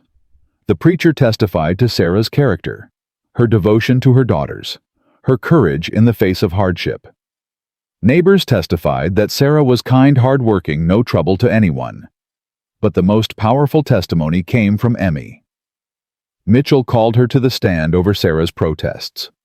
The girl walked up head high and swore to tell the truth. "Emmy, tell the jury what happened the day of the attack," Mitchell said gently. "Bad men came to our house. They wanted to hurt Mama and me and Lou. Mr. McCallister, I mean Pa, he protected us. Mama helped. She learned to shoot, and she fought beside Pa like they were a team." "And in the barn? What happened there?" "Mama saved the horses. She ran into the burning barn to save them because they mattered to Pa, and what mattered to Pa mattered to her. That's what love is, doing hard things for people you care about. Did you see what happened between your mother and Mr. Reed?" "No, but I know Mama. She doesn't hurt people for fun. She only hurts people who try to hurt us first. That man tried to hurt her, so she stopped him. That's not murder. That's being a good mother." The courtroom was silent. Several jurors were wiping their eyes. The prosecutor tried to shake Emmy's testimony on cross-examination, but she was unshakable. She answered every question with the simple clarity of truth. Finally, Mitchell called Sarah herself to the stand. She walked up on shaking legs, placed her hand on the Bible, swore to tell the truth. Then she sat and faced the jury. "Mrs. McCallister, tell us what happened in the barn," Mitchell said. Sarah did. Every detail. The smoke, the terrified horses, Reed cornering her, his threats, her fear, the knife, the gun, the shot. "Why did you shoot him after he was already wounded?" "Because I wasn't sure he was done. He'd dropped the gun, but he was still conscious, still able to move. The barn was burning. Smoke everywhere. I couldn't see clearly. I made a split-second decision to make sure he couldn't hurt me while I got the horse out." "Did you intend to kill him?" "No. I aimed for his shoulder. If I'd wanted him dead, I would have aimed for his head or heart. I wanted him stopped, that's all." "Do you regret shooting him?" Sarah paused. This was the crucial moment. If she said no, she'd sound heartless. If she said yes, she'd sound guilty. "I regret that it was necessary," she said carefully. "I regret that we live in a world where women have to choose between being victims or being criminals. I regret that defending myself has put me here. But do I regret doing what I had to do to survive? No. I don't. Because if I hadn't, I'd be dead. And my daughters would be orphans. And that man would have moved on to hurt someone else. So no. I don't regret protecting my family." The prosecutor's cross-examination was brutal. He tried to paint her as vengeful, as someone who'd enjoyed the violence, as a woman who'd overstepped her place. "Mrs. McCallister, isn't it true you could have simply run from the barn, left the horses to burn, and let Mr. Reed escape, let him regroup with his men and attack again? So you shot him to prevent future crimes?" "That sounds like vigilantism, not self-defense. I shot him to survive the present moment. Any future prevention was a bonus." "You seem very calm describing shooting a man. Does that not concern you? Would you prefer I be hysterical? I'm calm because I'm telling the truth. Guilty people get nervous. I'm not nervous because I know I did the right thing." "The right thing? You stabbed a man, shot him, left him bleeding in a burning barn. That's the right thing. When the alternative is letting him kill me? Yes, that's exactly the right thing." Back and forth. The prosecutor tried to break her, but Sarah held firm. She'd spent 3 months walking across the frontier. She'd survived starvation and violence and desperation. She wasn't going to crumble under questions from a man in a courtroom. Finally closing arguments. The prosecutor painted Sarah as dangerous, a woman who'd gone too far, who'd let emotion override law, Who needed to be punished to send a message that vigilante justice wouldn't be tolerated? Mitchell painted Sarah as a hero, a woman who'd done what any reasonable person would do, who'd protected herself and her family, who deserved to be celebrated, not condemned. The jury deliberated for 3 hours. 3 hours where Sarah sat with Jace and tried not to fall apart. Emmy held her hand. Lou pressed against her side. "Whatever happens," Jace said, "we face it together. If they convict me, they won't. But if they do, promise me you'll take care of the girls. Promise me you won't let David take them." "I promise, but it won't come to that." The jury returned. Sarah stood on shaking legs. "Have you reached a verdict?" the judge asked. "We have, Your Honor." "How do you find—" The foreman looked directly at Sarah. "On the charge of manslaughter, we find the defendant not guilty." The courtroom erupted. Sarah's knees gave out. Jace caught her, held her up. Emmy and Lou were crying. Mitchell was shaking her hand, congratulating her. Not guilty. She was free. The judge banged his gavel for order. "Mrs. McCallister, you're free to go. But let this be a lesson to everyone. Self-defense has limits. You walked a fine line today. Don't walk it again." Sarah nodded, not trusting her voice. Outside, people crowded around. Some congratulating her. Some clearly disappointed she hadn't been convicted. Sarah ignored them all, focused only on her family. "It's over," Jace said. "You're safe. We're safe. For now." Sarah looked back at the courthouse. "But they'll always be watching, waiting for me to step out of line. I'm marked now. The woman who killed and got away with it. Then we give them nothing to watch. We live quietly, build our life, prove them wrong." That night back at the ranch, Sarah stood outside and looked at the stars.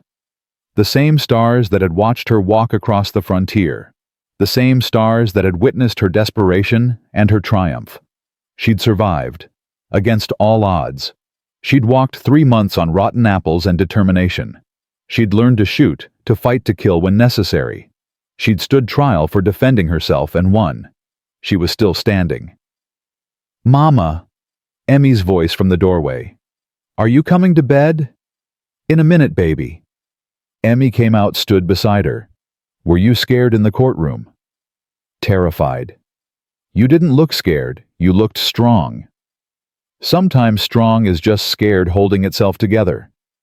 "Then I want to be that kind of strong, like you." Sarah pulled her daughter close. "You already are." They stood there together, mother and daughter, looking at stars and possibilities. Behind them, the cabin glowed warm with lamplight. Inside, Jace was reading to Lou, his deep voice carrying through the open door. This was home. Hard won, hard fought, built from nothing but stubborn hope and the courage to keep choosing life even when death seemed easier. Sarah had lost everything in Philadelphia, but she'd found everything here. She'd found herself. And that was worth every hard mile, every desperate choice, every moment of fear. She was Sarah McCallister now. Not a widow, not a victim, not the avenging widow the papers had made her. Just Sarah. Wife, mother, survivor. And that was enough. The weeks after the trial should have brought peace. Should have. But whispers followed Sarah everywhere she went. In town, women crossed to the other side of the street. Shopkeepers served her, but their smiles were forced. Children stared. "They're afraid of you," Jace said one evening after a particularly cold reception at the general store. "Good." Sarah's voice was harder than she intended. "Fear keeps them respectful." "Sarah, don't. Don't tell me it'll get better. Don't tell me to be patient. I was acquitted. I did nothing wrong, and they're treating me like I'm contaminated." Emmy looked up from her schoolwork. "Mrs. Patterson wouldn't let me sit with her daughter today. Said her mama didn't want her associating with my kind." Sarah's hands stilled on the bread dough she was kneading. "Your kind. Children of killers." Emmy's voice was matter-of-fact, but her eyes held hurt. "That's what she called you, Mama." "A killer." The word hung in the air like smoke. Sarah looked at Jace, saw his jaw tighten. He stood, reached for his hat. "Where are you going?" Sarah asked. "To have a conversation with Mrs. Patterson about teaching her daughter manners." "Jace, no. That'll make it worse." "Worse, Sarah, they're ostracizing our children because you defended yourself. That's not right." "Right doesn't matter. Power does. And we don't have power. We just have each other." Jace sat back down, defeated. "So we do nothing. Let them treat you like a criminal when you're the victim. We survive, same as we've always done." But surviving was getting harder. The neighbors who'd helped rebuild the barn suddenly had excuses why they couldn't help with other work. The preacher's wife stopped inviting Sarah to quilting circles. Even the sheriff who'd testified on her behalf kept his distance when they passed on the street. "They're waiting," Mitchell told her when she asked his advice. "Waiting to see if you'll prove them right, if you'll do something violent again. You're under a microscope now, every action scrutinized. So I have to be perfect. You have to be beyond reproach, for your own sake and your family's." Sarah tried. She smiled when she wanted to scream. She held her tongue when she wanted to fight back. She endured the cold shoulders and whispered judgments because fighting would only confirm what they already believed, that she was dangerous. Unstable. A woman who couldn't control herself. But the pressure was building, like steam in a kettle with no release valve. 3 months after the trial, winter came early and harsh. Snow fell in October, deep enough to trap them at the ranch for weeks. Supplies ran low. The rebuilt barn leaked. One of their best horses went lame. Jace tried to stay optimistic, but Sarah saw the worry lines deepening around his eyes. They were running out of money. The trial had cost nearly everything they had. Mitchell's fees, court costs, lost work time. They'd have barely enough to make it through winter if nothing else went wrong. Something went wrong. Emmy fell sick in November. Started with a cough. Became a fever. Within 2 days, she was delirious, burning up, gasping for air. "We need the doctor," Sarah said, wrapping Emmy in cold cloths. "Doctor's in town. Roads are impassable." "Then you ride. Get him here." "Sarah, it's a blizzard. I'll freeze before I make it halfway." "Then our daughter will die." The words tore from her throat, raw and terrible. Emmy. Her brave, fierce Emmy, who'd testified in court. Who'd defended her mother without hesitation. Who'd been punished by her classmates for Sarah's choices. Jace grabbed his coat. "I'll go. Keep her cool. Force liquids. I'll be back with the doctor by morning." He left into the storm. Sarah watched him disappear into white nothingness and prayed he'd make it. Prayed the doctor would come. Prayed Emmy would live long enough for it to matter. Lou huddled in the corner crying. "Is Emmy going to die like Papa?" "No." Sarah's voice was steel. "No, she's not. Come here. Help me."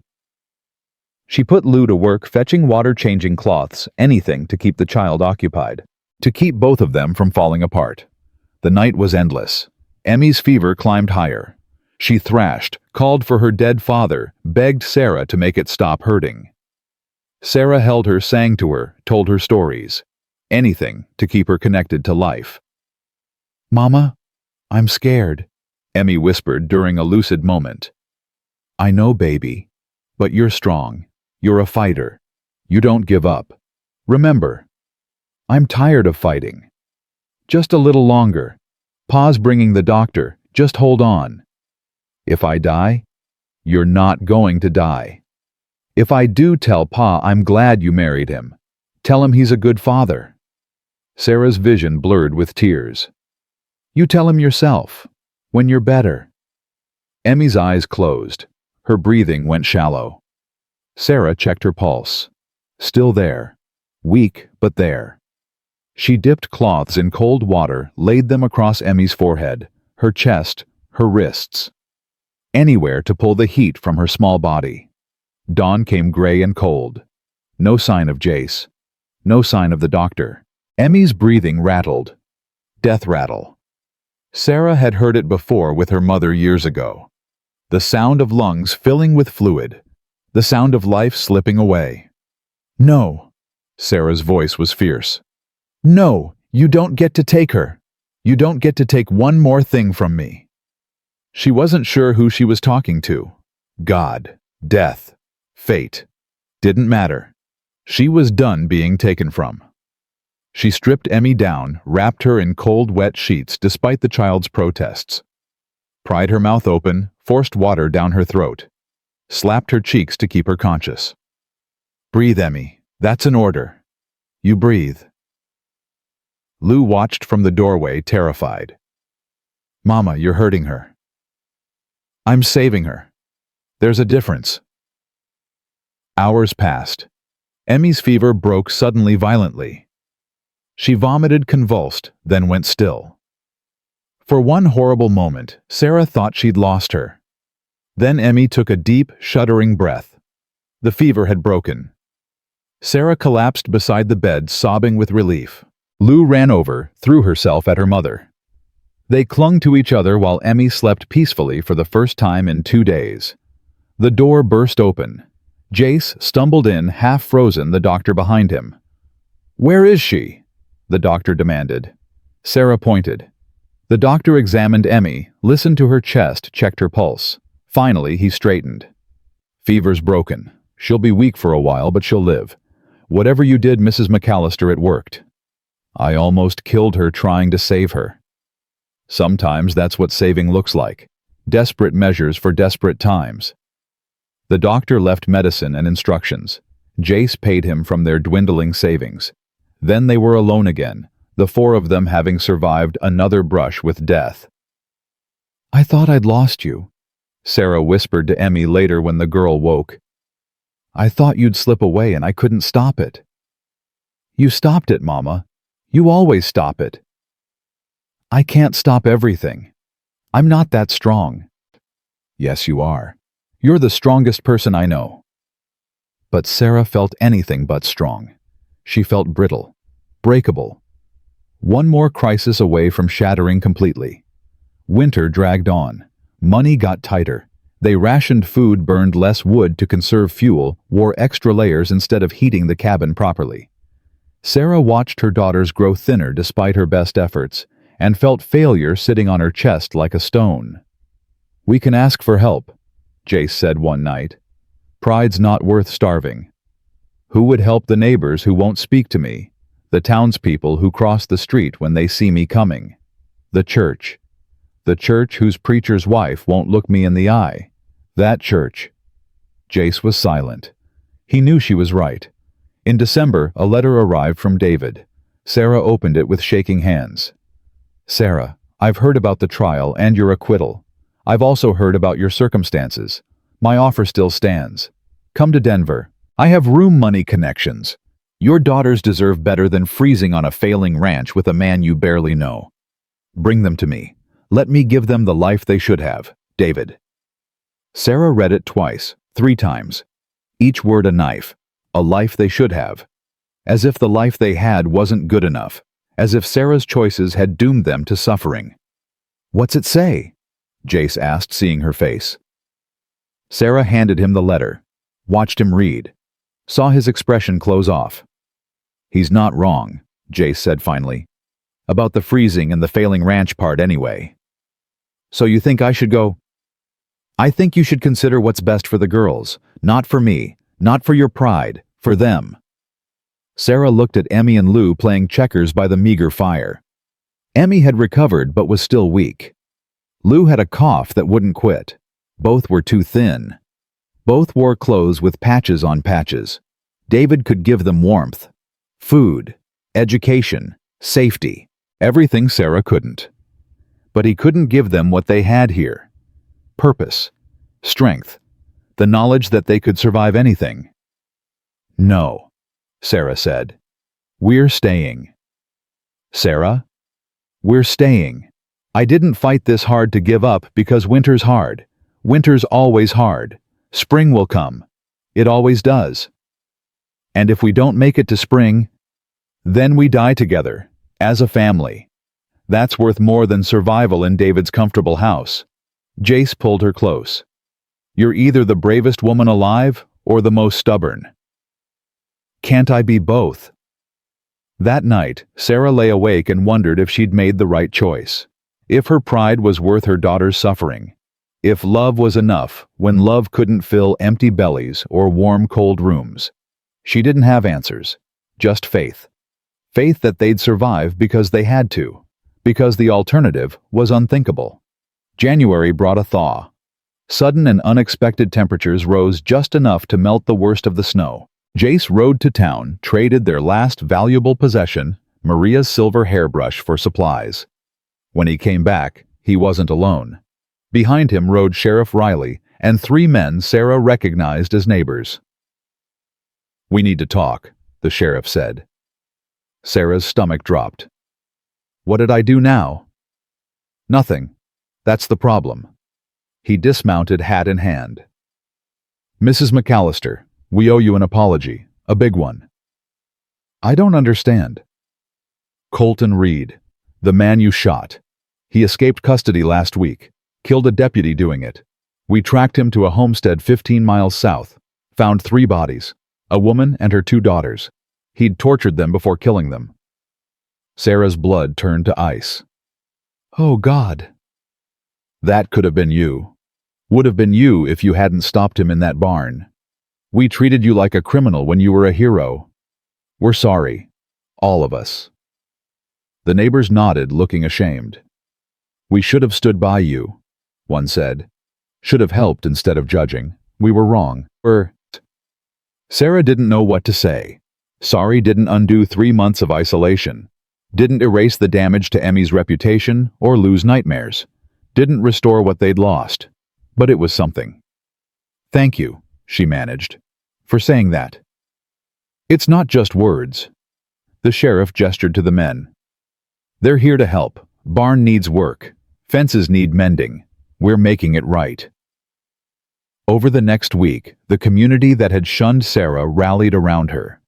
Men came to repair the ranch. Women brought food. Children played with Emmy and Lou again, tentatively at first, then with growing acceptance. Mrs. Patterson even apologized directly. "I was scared. You'd killed men, and I couldn't reconcile that with the woman who'd cared for her children so tenderly. I was wrong.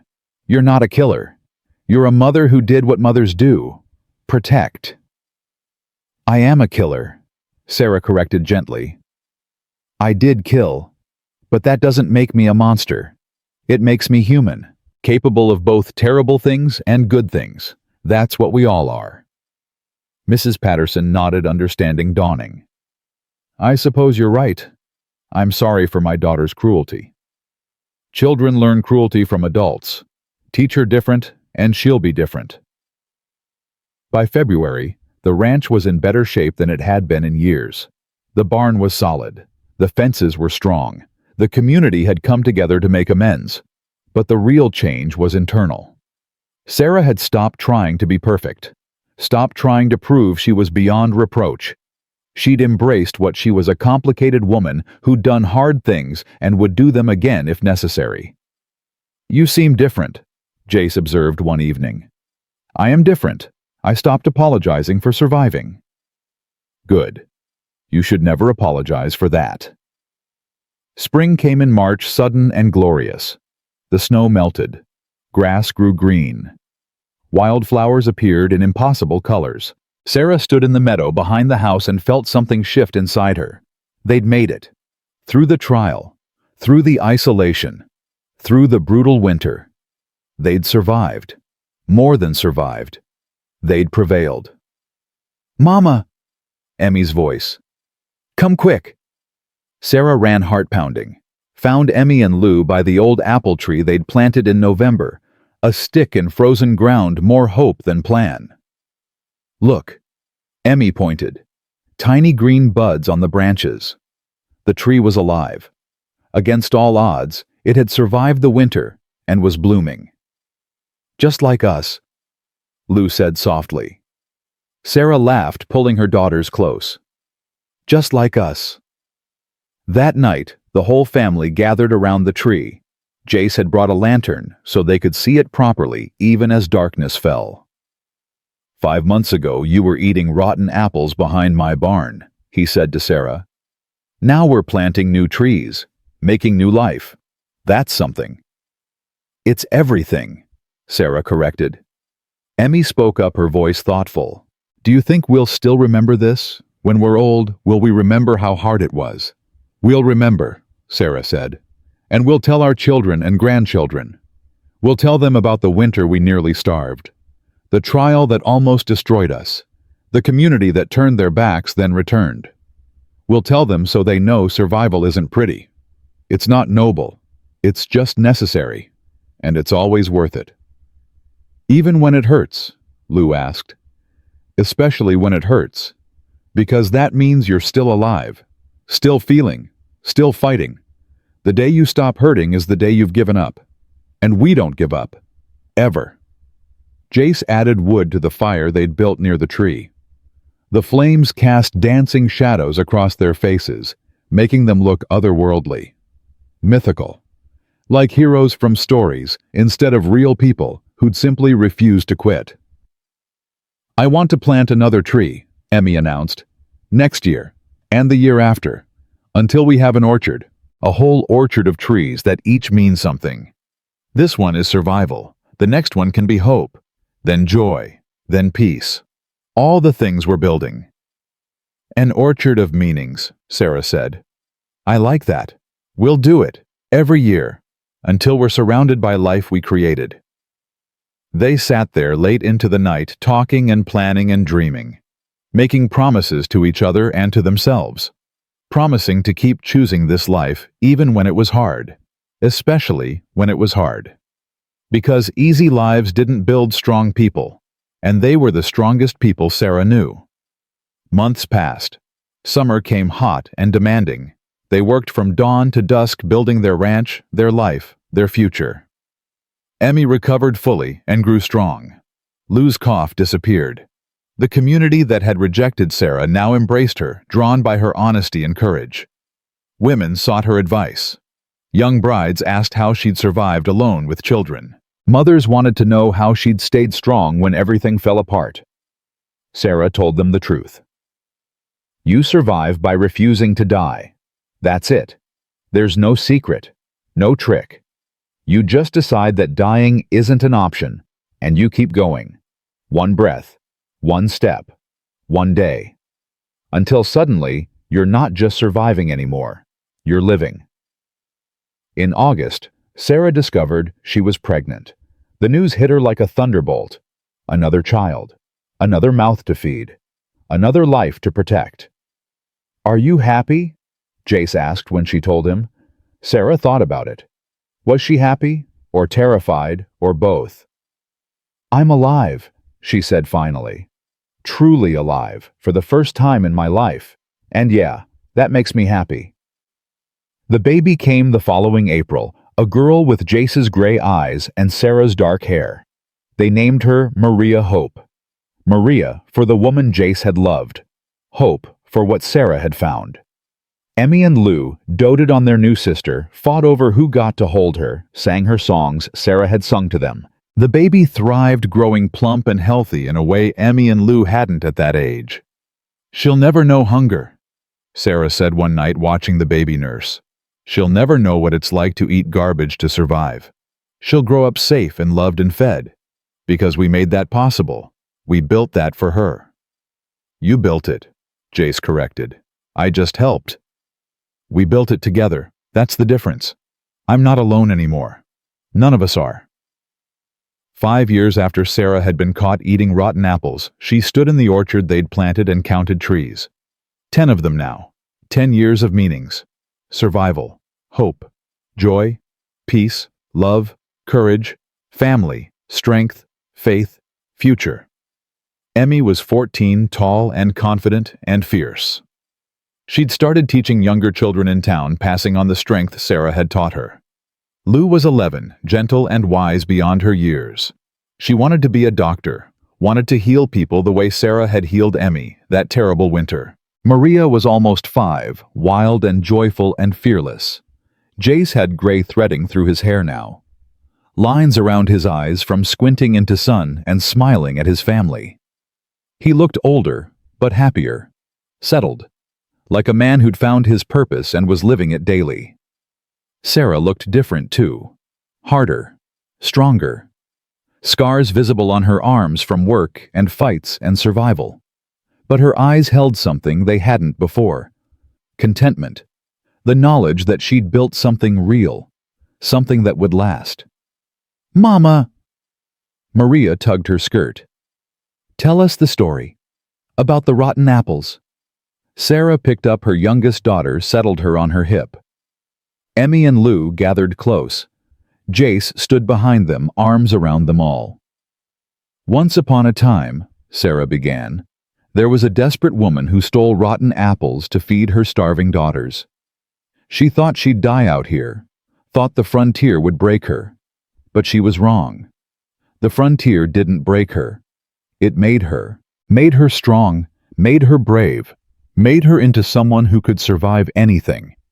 And that woman learned the most important lesson of all. You don't need perfect circumstances to build a beautiful life.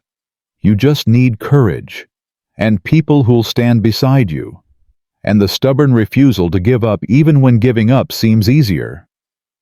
"Is that woman you, Mama?" Maria asked. "That woman is all of us, everyone who's ever faced something impossible and did it anyway, everyone who's ever been knocked down and got back up, everyone who's ever looked at darkness and said, 'Not today. Today I choose light.'" Maria considered this. "I want to be like that woman."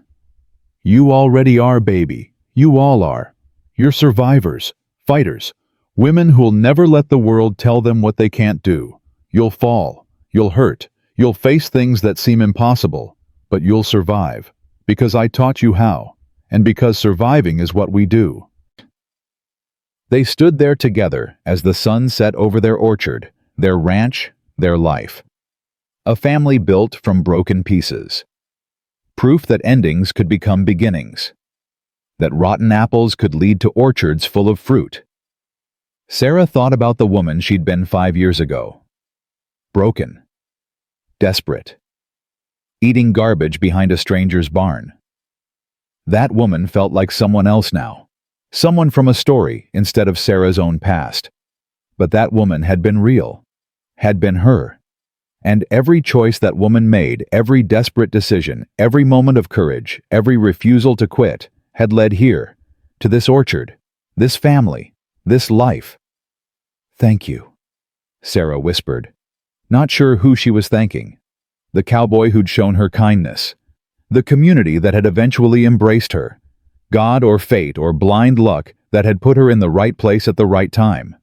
Herself for being strong enough to choose differently. Maybe all of them. Maybe none of them. Maybe it didn't matter. What mattered was that she'd survived. And in surviving, she'd learned to thrive. Had built something beautiful from desperation. Had transformed rotten apples into an orchard of hope. And that was enough. More than enough. It was everything. Sarah Lancaster McCallister, former Philadelphia lady, former desperate widow, current frontier woman, stood in her orchard, surrounded by the family she'd fought for, and the life she'd chosen, and she was finally, completely, deeply happy. Not because life was easy. It wasn't. It never would be.